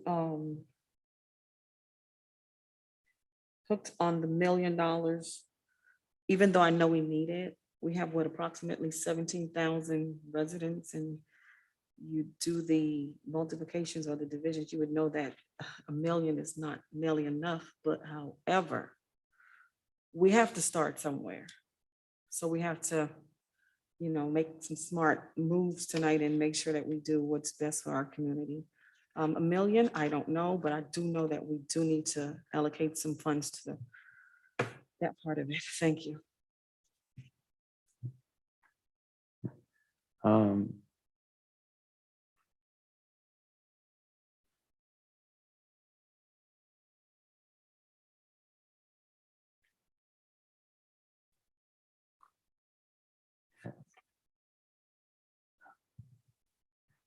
yeah, yeah, it looks like we're split on that $1 million decision. I guess something that will be tabled for now. But it looks like we are clear about the 1, 2, 3, 4, 5, 8, 9, 10, 11. It looks like that is pretty clear. Am I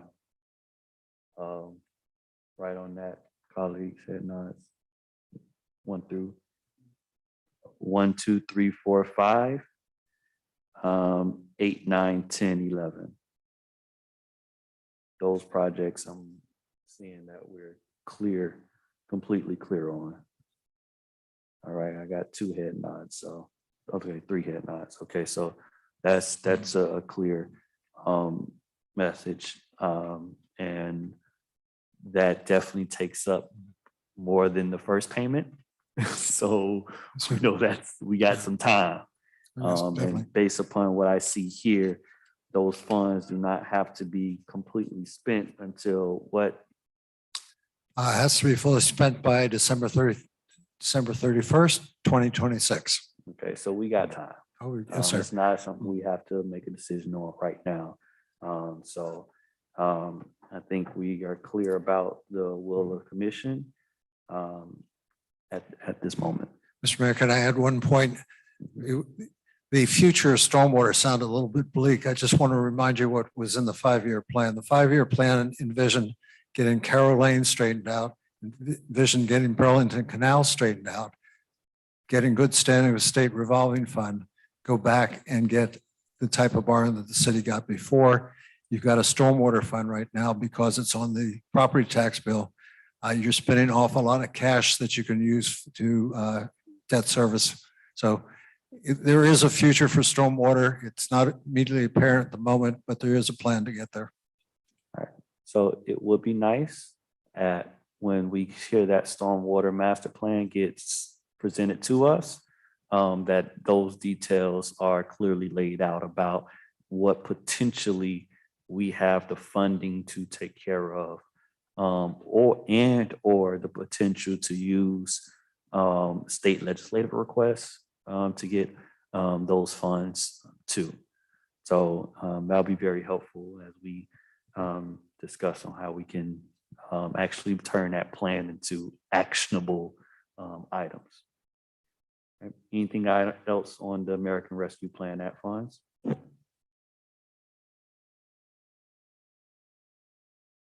Okay. All right. Moving on to our legislative priority list. Thank you, Mr. Mayor.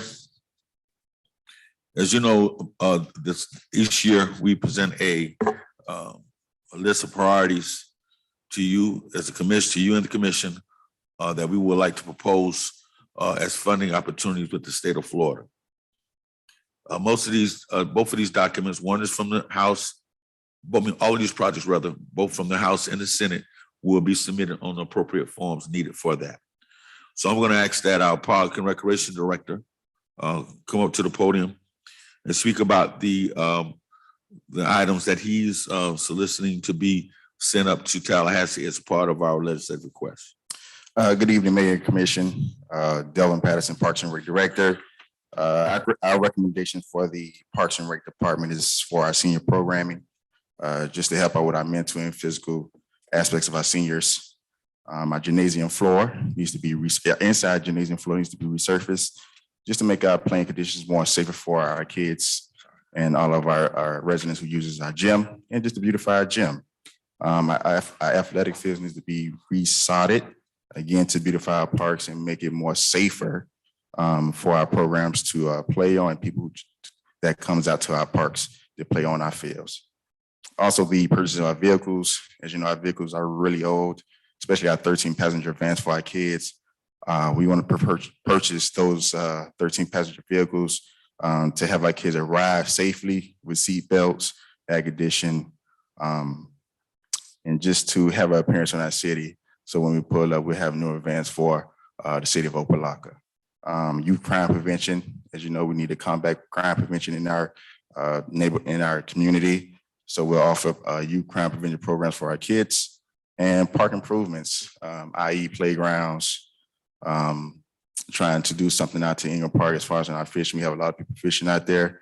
Maybe we could do a fishing pier or something like that, just to help out some of those residents out there who fish at our parks. So that's our recommended list for our parks programs, our Parks and Recreation Department.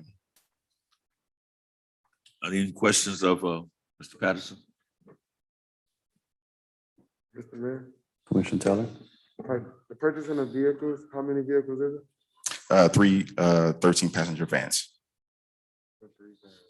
And that includes the one with the lift? No, that was in the budget, but Oh, this that one was- is out. yeah, you're Yes, right, you're right, yes, you're yes.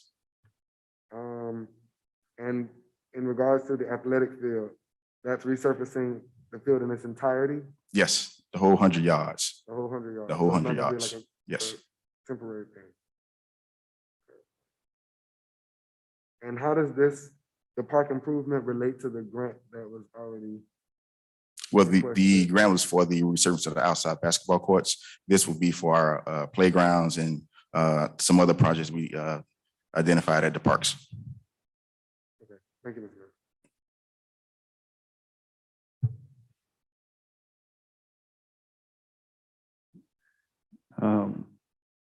How much of this is going to Shabundy and how much of it is going to Ingram Park?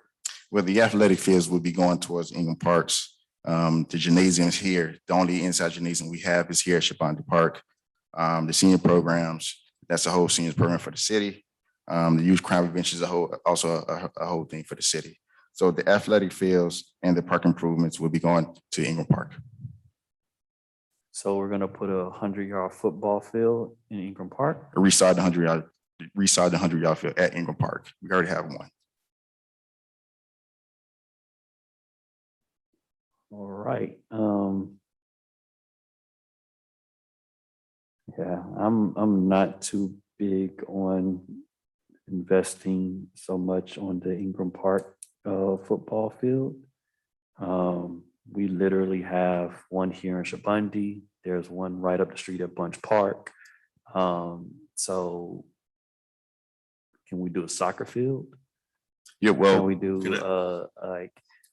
can we, I know we have 2 baseball plots here, and it's 2 baseball plots there. Like, can one of these be a baseball and football area and the other one be a soccer area? Or can we do a fishing a system out there, like something that makes that park unique? I know there's been a long running thing about East Opa-locka, West Opa-locka, but we have a connector. People got cars. It's right here. We don't really necessarily have to be stuck with what one side have, other side. Like that was back in the days where this was a segregated community. We are not a segregated community anymore. And people can cross over and be here. So can we ask for things that's going to make each park part of the ecosystem of Opa-locka? So if we have things here, what different can we have over there, so that people can see a variety? That's what I know. We got a Parks Master Plan that would do that, and give those type of ideas.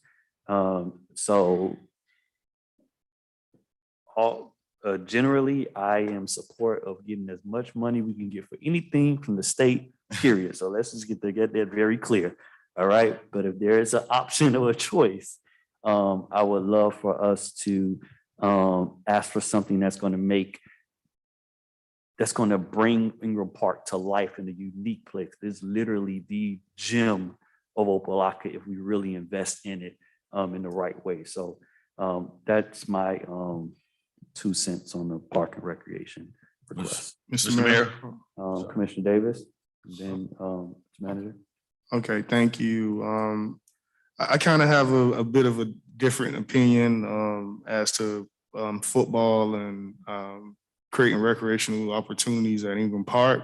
Having, growing up here and have actually played on the park as a kid. And, just remembering the potholes and man, I don't think that park ever had the proper investment, if you know what I mean.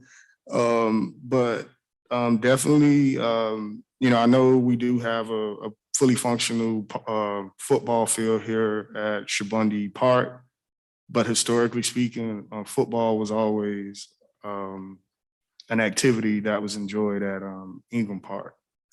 So when you think about sports in the city, from an involvement standpoint, over the years, we've always had better participation at Ingram Park, simply because, as you stated, the long-standing history of prior to integration, when our community was segregated, those African Americans that lived over on the east side of town were not allowed actually legally on the west side of town. Hence why there seems to be more services and that sort of thing. So as you know, the park, the Kaboom Park and those different initiatives were actually in that same spirit because, the residents in the Triangle asked the city for years to provide a tot lot after the old one was pretty much demolished. So there is, you're right in the sense that, we're not in antiquated times where, we can't travel or we're not allowed legally, to participate in activities in a certain part of town. But from a public service standpoint, when you talk about resources, you definitely see a disparity on the east side. And I can say that because I live on the east side. I think I'm probably the only one up here that lives on the east side. So, oh yeah, John does. He lives in he lives in a nice part of the east side. I'll say that.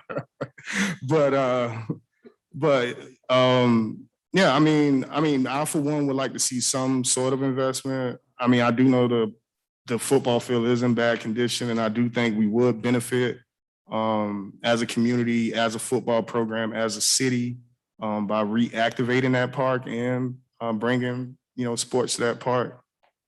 So I mean, I do hear we should definitely be respectful of the legislative ask and make sure that we the money that we are asking for, we really need and have a purpose for. So I hear that side too.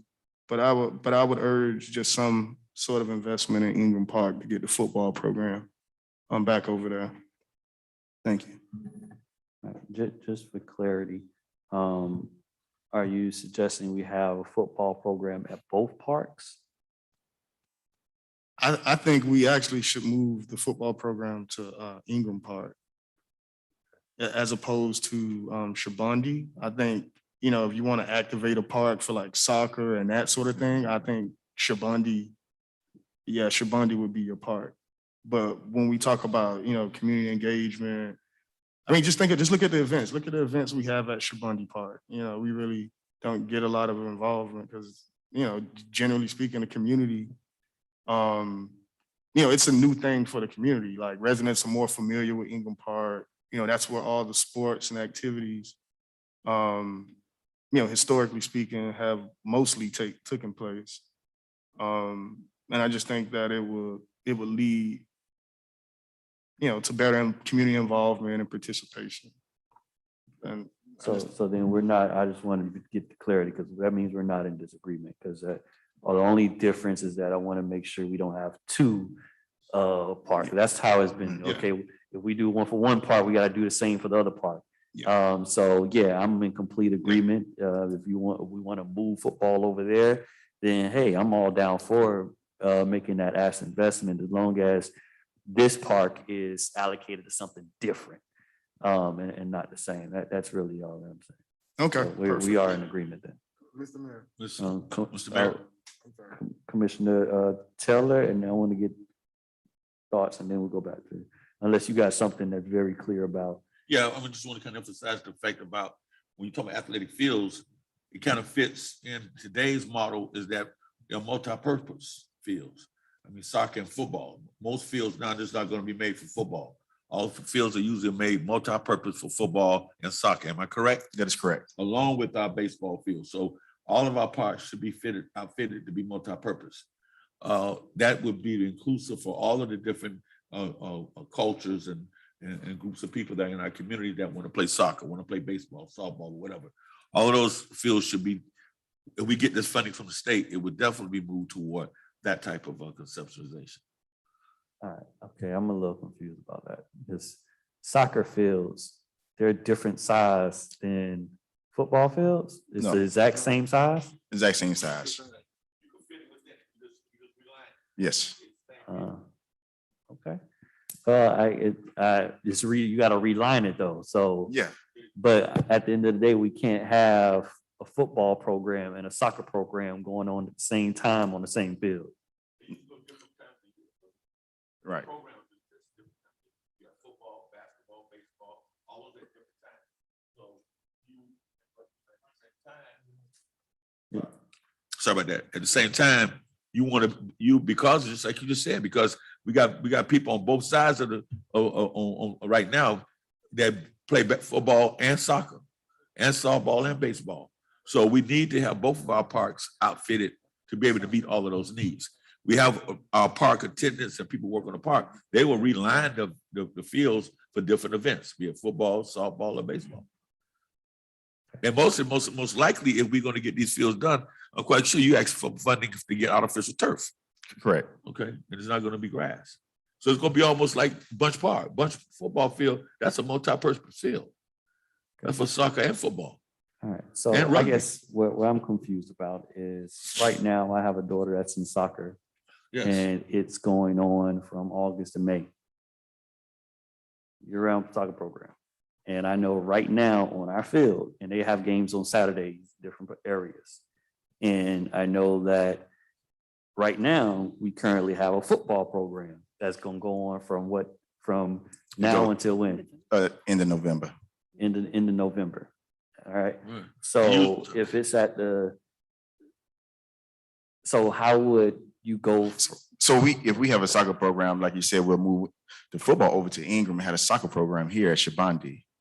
Okay, yeah, that's what I was Right, doing that. So yeah. like, But you don't want to make your fields exclusive. You want to make your athletic fields that you can make a decision when you get ready to use it, either way Right. you want. So there'd be a multi-purpose Yeah, field. multi-purpose. Yeah. I get the multi-purpose, but You for can move your example, program anywhere.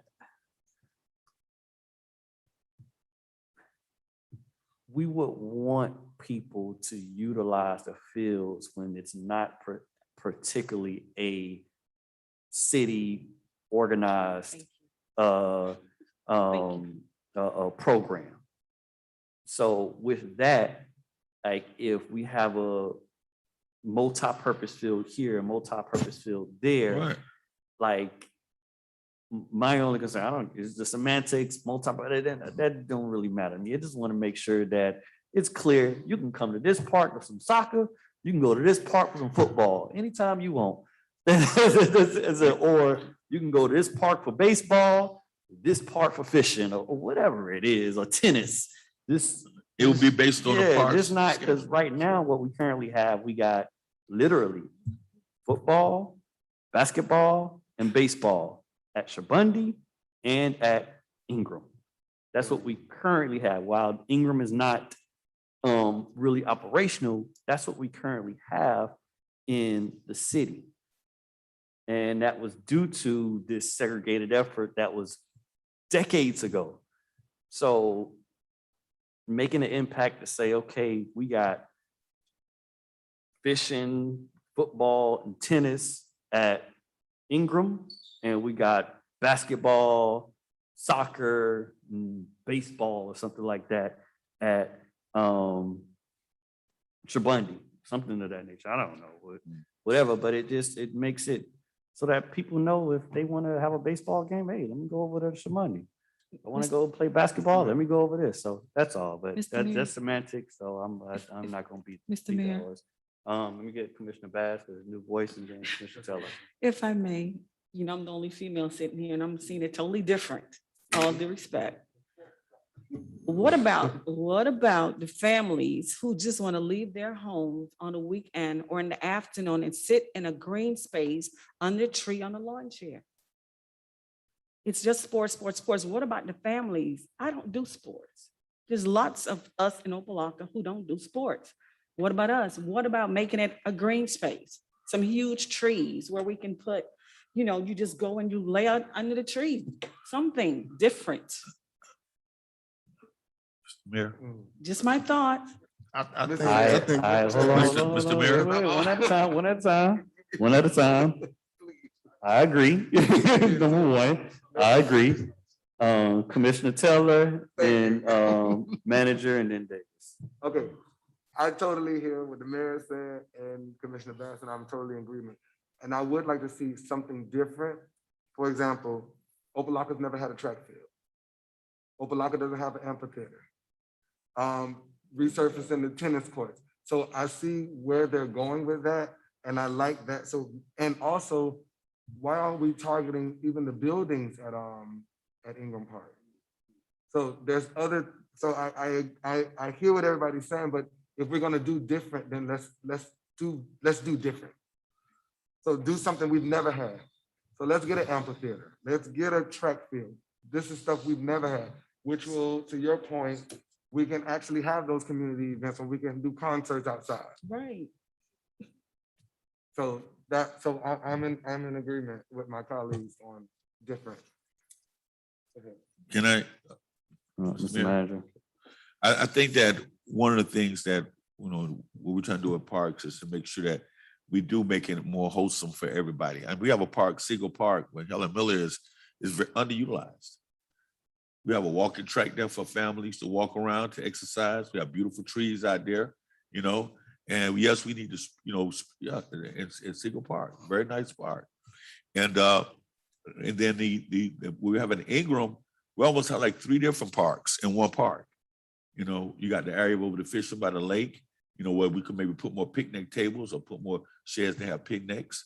And the same thing with the shed that we have right there now that needs to be redone. Correct. Is that funding for that to be fixed this year? Is Yes. that your current budget? Yes. So we're doing some modifications on Ingram Park right now with the shelter part and everything else to fix it up so that families can come out and have more activities. But I just know that futuristic parks are mostly developed so that you can switch to football, to soccer, to whatever you want to do at a particular time based on that community makeup. Thank you, Mr. Manager, for that. When Commissioner Bass spoke, I heard a little voice back in my head, and I thought back to when we had the park forum, which is where the idea came that we pretty much need some sort of master plan to be able to craft, what type of recreational and leisure services. Having gone through COVID-19, obviously we saw park activities decline and residents' involvement. And part of the discussion was relative to the type of services that we provided. So like Commissioner Bass said, we focus heavily on recreational programming, which, historically speaking, has been very popular in many respects in our community.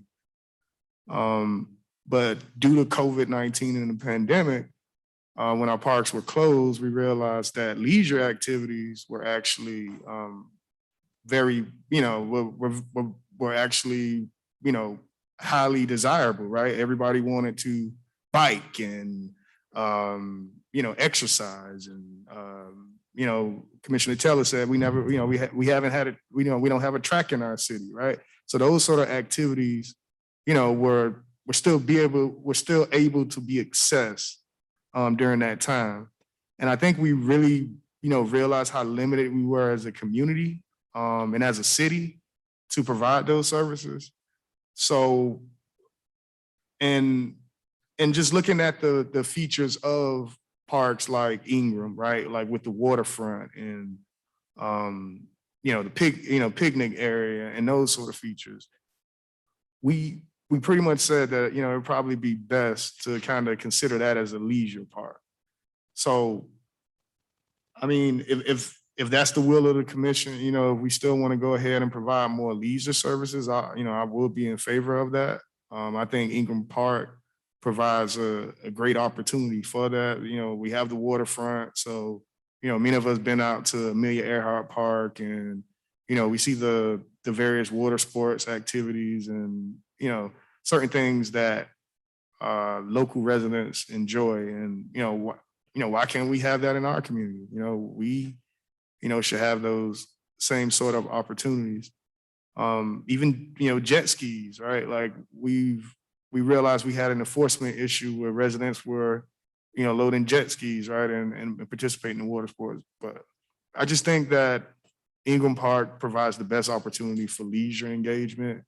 And although historically speaking, we have been, you know, more of a recreational community as far as from a programming standpoint is concerned. But I do think it's important that we do put leisure opportunities as well, because, you know, God forbid, you know, I don't want to say it, but, it seems like pandemics and this new kind of, shutdown is like, you know, it might be what our future looks like, right? So, you know, definitely don't want to, you definitely want to create more opportunities outside of recreation, right? Because, you know, football was out for how long? And, you know, basketball was out, you know, those are programs that we had to ultimately get back off the ground after the delay with COVID. So that's all I offer, just leisure opportunities and maybe looking at Shabundy Park as an option for that, Mr. Mayor, and maybe keeping sports here. Maybe Shabundy Park going forward should be the new sports park. So. Okay. All right, here the will of the commission. Do y'all need anything else in terms of park? No, sir. The only, you know, that once we finalize this, go through this tonight, at the next commission meeting, we'll just like get your approval for our legislative request. So if any more information you want, any of these items, please let us know. We provide it for you between now and then.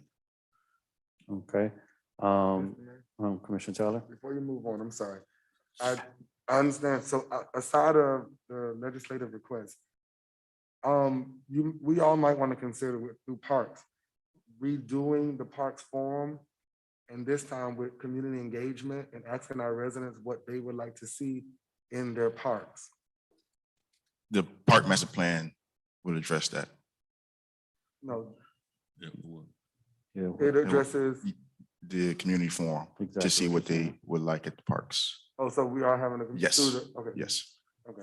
By the way, how long do you think before that would be completed? Sorry, Mr. Mayor. The park master plan probably will be completed within a year.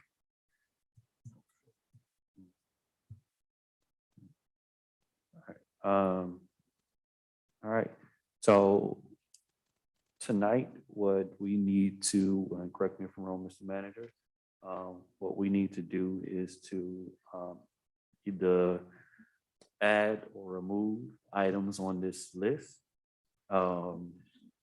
It's been the guidance and advice that we put everything out there in terms of the different requests and different pools and pots. So I'm not actually opposed to any of this on here. The other thing is that we do need to vote on a top three. We had a meeting with our state representative, senator, and he would like to be clear about what are our top three priorities. So that's something I definitely want to make sure that we put on the table and we do decide upon. So just to organize this conversation, is there anything we want to remove from this list?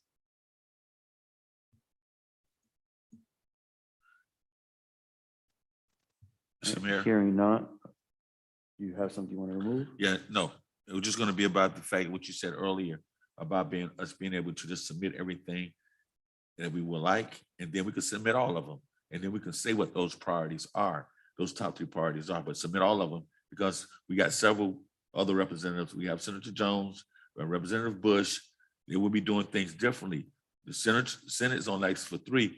Bush is access to set everything we want because the House this year is going to be in control of what takes place with the allocation of funding. Also, we have other representatives that we might want to reach out to as we see them get on certain committees that's from our particular community.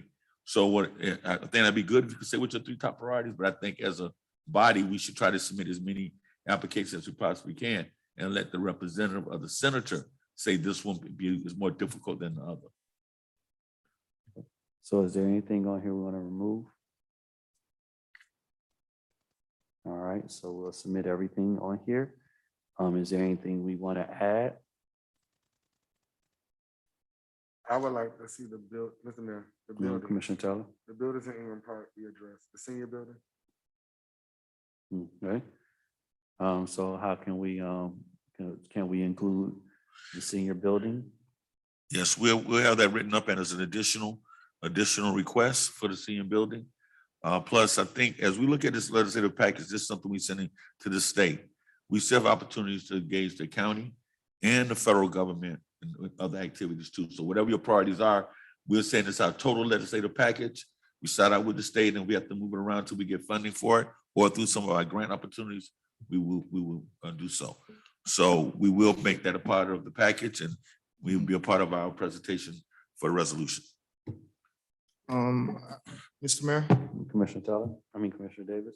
thank you. I just have one question to the manager. I'm looking at under the CRA, there's a line for small business innovation incubator facility. Give me we can get to that. We haven't got there yet. Okay, We're gonna go on the Public Works Department, do a quick presentation, and then from there we'll go to the CRA and then to our police department. The other ones, I think it's went over most of the stuff in Public Works, but I'm gonna let okay. Mr. Ariel Austin come up and talk about what we're gonna submit to the legislature in relationship to that. Okay. I was trying to maybe speed this process up.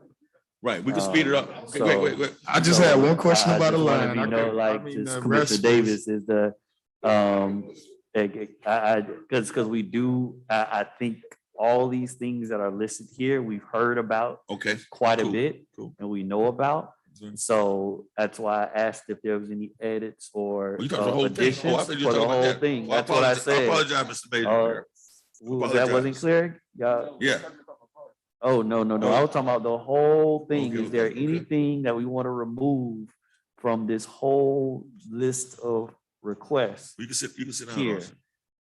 on this document? I want to see if y'all want to move out of here a No, little no, quicker, this it'll be a good. little more efficient. Ms. Corion, can you come up and answer the question for Commissioner Davis in relationship to his question concerning, All right, so hold, I got you. We're gonna do that. We're gonna do that. So just really quickly, let's go back. Are there any removals? Okay, no removals. Are there any additions in any of these categories? Yes, Mr. Mayor. Oh, I heard addition for the senior building. You got something else, Taylor? Yeah, Commissioner Taylor? I guess we can go on to Public Works. I would still like us to always push our historic city hall. Historic City Hall, okay. Anything else? No, I'm good. All right, so for parks, we already said they can do the building. All right, Public Works, would you want to speak on this historic funding, if that's something we can do? I would think Mr. Gay working with you on that issue, but that was just totally with you, Ariel. Historical City Hall. Commissioner Taylor just asked if we can add some funding for historic City Hall complex. And I'm going to clear it, fire station and Yeah. Fire the station. patio, the parking lot, and also the actual historic City Hall, the whole complex. He wants to get funding for the development of that whole complex. Is that something we can add on here? We can add that, yes. Okay, all right. And y'all will come up with the cost and the ideas of what we could possibly do with state funding on that project, and you'll bring that back before us. Yes, sir. Okay, so Mr. that's Mayor, added on here. Is there any? just want to interject on that. I think that both the CRA, Corion, he's going to do Tallahassee next week. Am I right, Corion? To deal with the issue concerning that.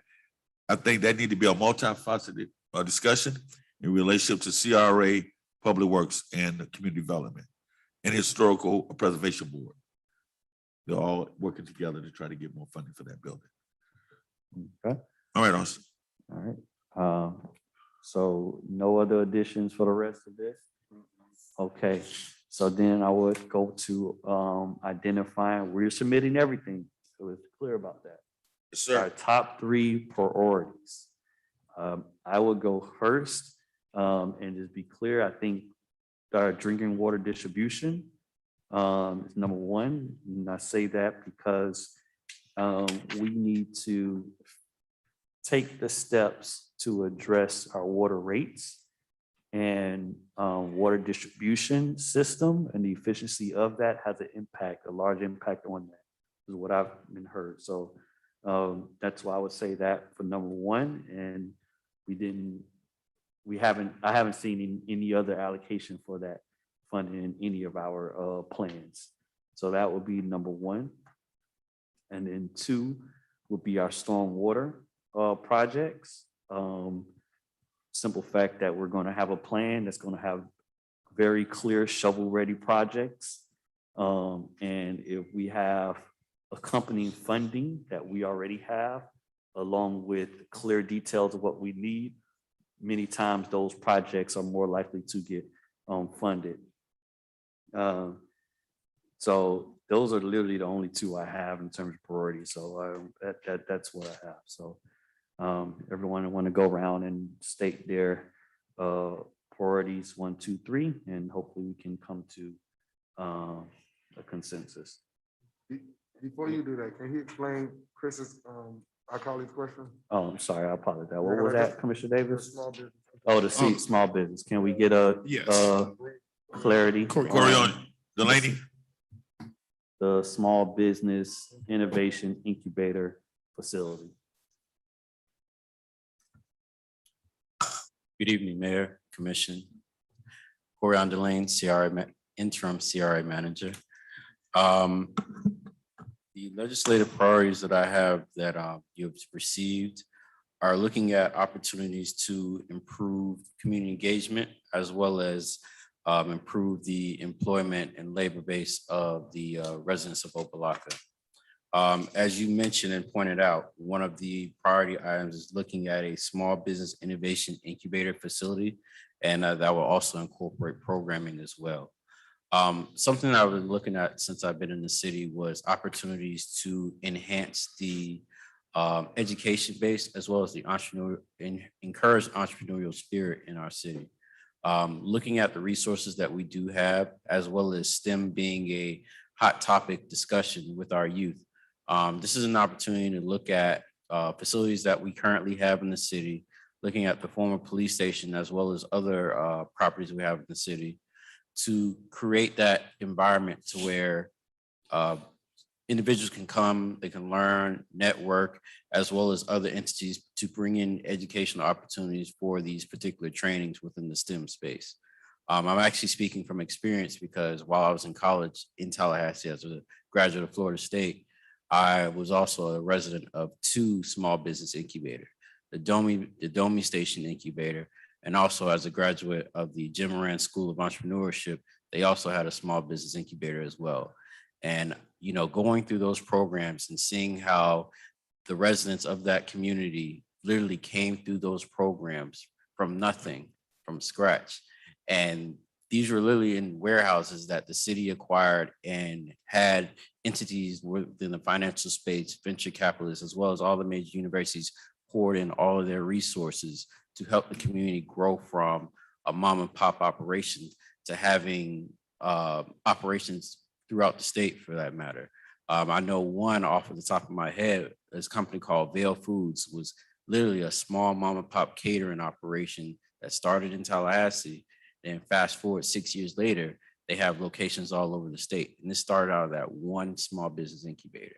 And these are all over the country. These small business incubators are all over the country. And they help residents of that community, you know, spread their wings essentially. I mean, again, like this is looking at, Opa-locka not really having a lot of, large industries or a large company that hires a lot of local residents. This is an opportunity for our residents to basically spread their own wings and fly. And looking at this community, this was started by the entrepreneurial spirit of Glenn Curtis. Why not bring that spirit back to Opa-locka with our residents, with us, pushing forward this initiative to create a facility that does just that. So that's pretty much the spirit of this particular item itself. Okay, so it's pretty much like I'm familiar with the term like a business incubator, so creating a space where residents could, I think in other parts of the country, they call them maker spaces. Correct. I hear interchangeable terms to refer to this sort of initiative. Okay, all right, and that's just something that we're looking to bring to our city and apply for funding. Okay. And Mr. Mayor? Mr. Ellis, go Mr. ahead. Manager. Oh, I'm sorry. Yes, I want to just add on to that. If we're able to get the funding, then the funding, of course, some of that funding going to pay for that building to come back to the city to help us build our police station somewhere else. So we're trying to, if it works out that way, we got a couple of studies that were just presented to us today. So hopefully get it to y'all in the very near future about what are possibilities on working with things like that. So we'll get that to you very soon. But hopefully this could go move forward because that'll be a good way to redirect what's taking place in that area. The CR, this is part of the CRA. This last week of we took our entire management team on a tour of the city, and it really opened up a lot of our eyes on what we should be focused on. So great conception by Mr. Delaney. He's spoken about this several times, and I don't know if anybody know, we have an incubator system that's on 7th Avenue and 20th Street. Has a big University of Miami on top of it.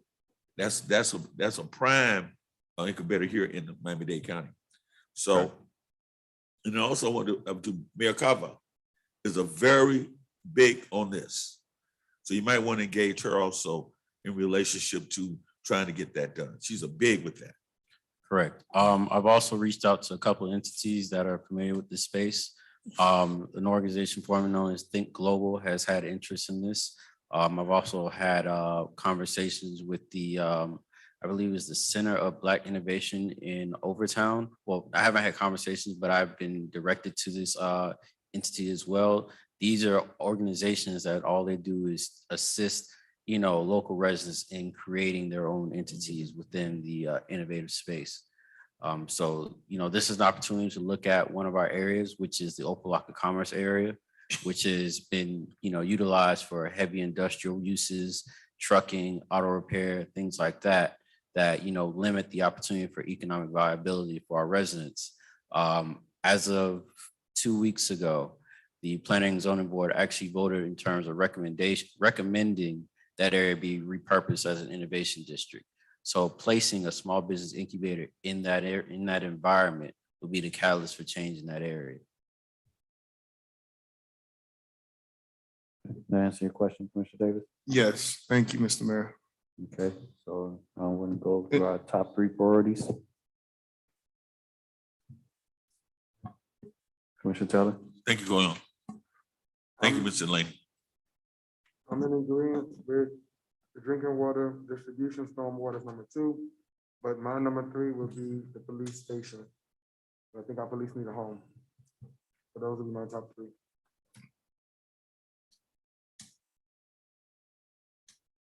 Who's next? Mr. Mayor? Commissioner Davis?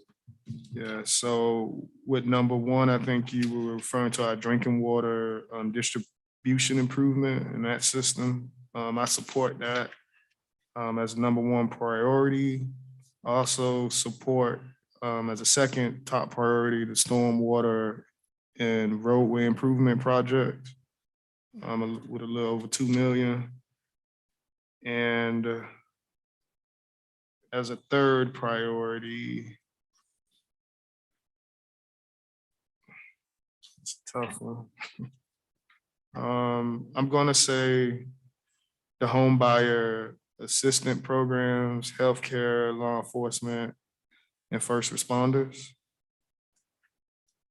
I think that's a program and initiative that's under the CRA. And the reason why I want to support that program is because I think it's very important that we support our first-time home buyers. And that as a city, because we do know Miami-Dade County offers incentives for first-time home buyers within our county boundaries. But I think it's very important as a city to add additional layers and subsidies to make it a little bit easier for folks to purchase homes in our community. So I'm gonna go with the home buyer assistance program under the CRA. I would like some clarity on that one.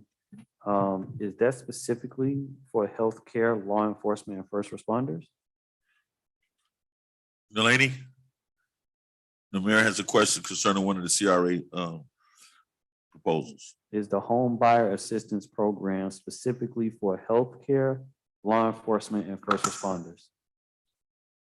It's primarily for those individuals. However, in my legislative priorities narrative, I open the door to basically say I'm looking at also assisting residents that are in Section 8 to transition them into home ownership. So that is actually written in the narrative as well. Okay. All right. If I need to redirect the title, that can be done in short order. But my idea was looking at, especially developing in certain areas of the city, providing a different, basically providing different opportunities for new residents to move in that are in a professional space. More home ownership provides more includes, I can't say that word right, but it just provides a more wholesome neighborhood to where people feel more vested in the community. I mean, it ties into beautification, it ties into, eyes on the street, it ties on creating that community, just having these individuals have a stable place to live. And especially with property values going up and home costs being where they are now, for service workers, spot on. Got it. Thank you. Mhm. So as long as it was clear that it wasn't just for those three, and I know that's your priority, Commissioner Davis. But I want to make sure that our residents do have an opportunity to take advantage of that program. So, all right. Mr. Mayor, Delaney, can't we kind of like expand it or have two different? Because I know you're looking at that for specific dollars that fund those type of initiatives. Am I correct? We can definitely look at expanding the item or making it completely separate. So it's up to the board's decision, but we can definitely make that happen. Okay. Thank you. I can either increase the amount and do for both or do it separately.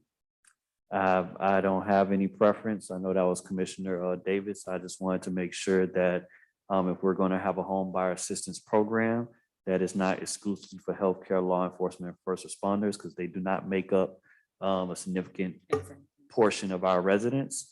And I want to make sure that if we do have a program, that our residents get first priority or they are a priority in becoming homeowners within the city that they grew up in. So that's just my 2 cents for that. Commissioner Davis, you want to, because that's something you pointed out. No, I agree with you there, Mr. Mayor. I do think our residents should have first priority for any home ownership opportunities. So you're spot on, and I agree with you there. Okay. Mr. Mayor? Want to do your Yeah, no. Hey, I'm trying, y'all. I'm trying. Okay, I'm gonna let y'all go this time. We'll slide this time. All right, thank you, Mr. Mayor. Thank Commissioner you. Bass. I was thinking about number 3 being the canal improvement, only because we're already working on a canal and to make it more across the board. Am I right? Okay, Right? Well, so you say drinking water, storm water, and then canal. and canal, And canal. yes. And the question I'm gonna ask you about the homeowners situation, I agree with all of you. We should have it open to everyone as long as you're a resident of Opa-locka. But what are we doing in order to have our residents able or qualified for home ownership. I always go back to credit. Is it a part of credit building in there, some kind of classes or whatever it is to help our residents build their credits? Because if So- we have this and don't have anybody, you know, because some of us have excellent jobs and our credits are horrible. So what are we doing with that part of it? Can I, listen to me, that's what I was gonna go, when I was talking a few minutes ago, that is the program he's talking about is a program that they actually have funding for that. It's so that you keep, you know, first responders, teachers and others in the community where they're working at. I agree with you that there was something I had a chance to experience several years ago with Mayor Gilbert when he was at Miami Gardens, when they had a lot of houses that was under foreclosure. And what he did was, and I wanted to bring this to this commission says too, he provided where he got all the mortgage companies that had houses in the city of Miami Gardens that was under foreclosure. He had them, got all of them together and had a meeting at Hard Rock. And had all the citizens come out and was able to get their loans modified. With that loan modification, they provided an opportunity for them to work on their credit and rebuild their credit. The ones who couldn't get modified because of their credit, they get a moratorium to them and they gave those people opportunity to rebuild their credit, to try to maintain their homes. So there are things like that we could do, and especially through the Opa-locka CDC and other entities of social services, to focus on that, because that is the issue. Because most of the homes now that are being sold in our community are being sold for individuals who are coming outside of the community, and the ones who here can't afford to move in those homes. They're still renters. So I think we might want to focus on, and you can use, maybe we can look and see if the CARE Act funding we talked about earlier, being Bob, see if there's some of that money can be utilized that way once we get some concrete information about that. So I think that's a great point. All right, so Commissioner Bass specifically asked about whether or not the narrative for what we're submitting up to the state can include credit, workshops, training, support. Is that something we can include in that narrative?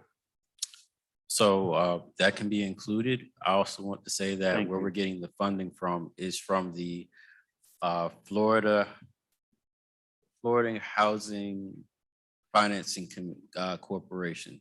And with that money, they do have the criteria that is necessary in order to have those programs for the trainings and the home buyers programs and the credit repair.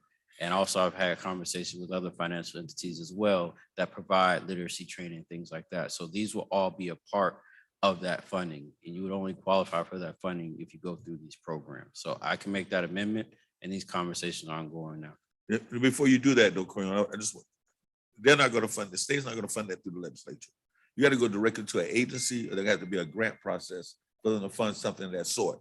They're not going to appropriate that from the legislature, because that is a specific thing to a specific community. When they fund things through the state, they look at holistic and how it affects the entire state. You know, yeah. So you don't, like you said, they have different. So we'll go straight to that agency and seek money from that agency as a city, but not through the legislative process and appropriation. They won't fund that type of entity, that type of thing. They won't do that. Understood.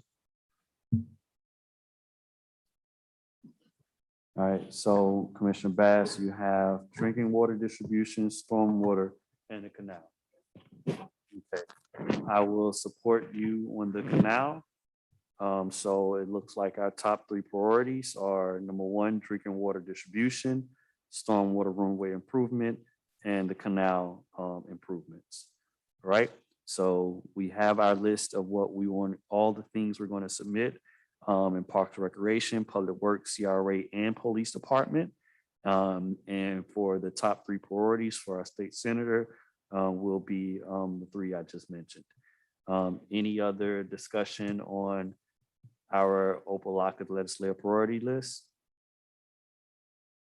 I just want to thank Commissioner Bass for pointing out something very, very, very important, which is the counseling of our residents. You know, as you know, during the pandemic, you know, we were faced with many housing concerns such as foreclosures, evictions, and that sort of thing.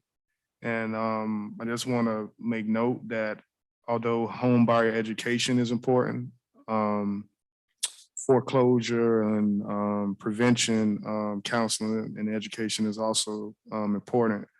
Because once you buy a home, there's no manual or much support out there that tells you how to keep your home, right? So buying a home is one part of it, but keeping it, is another thing.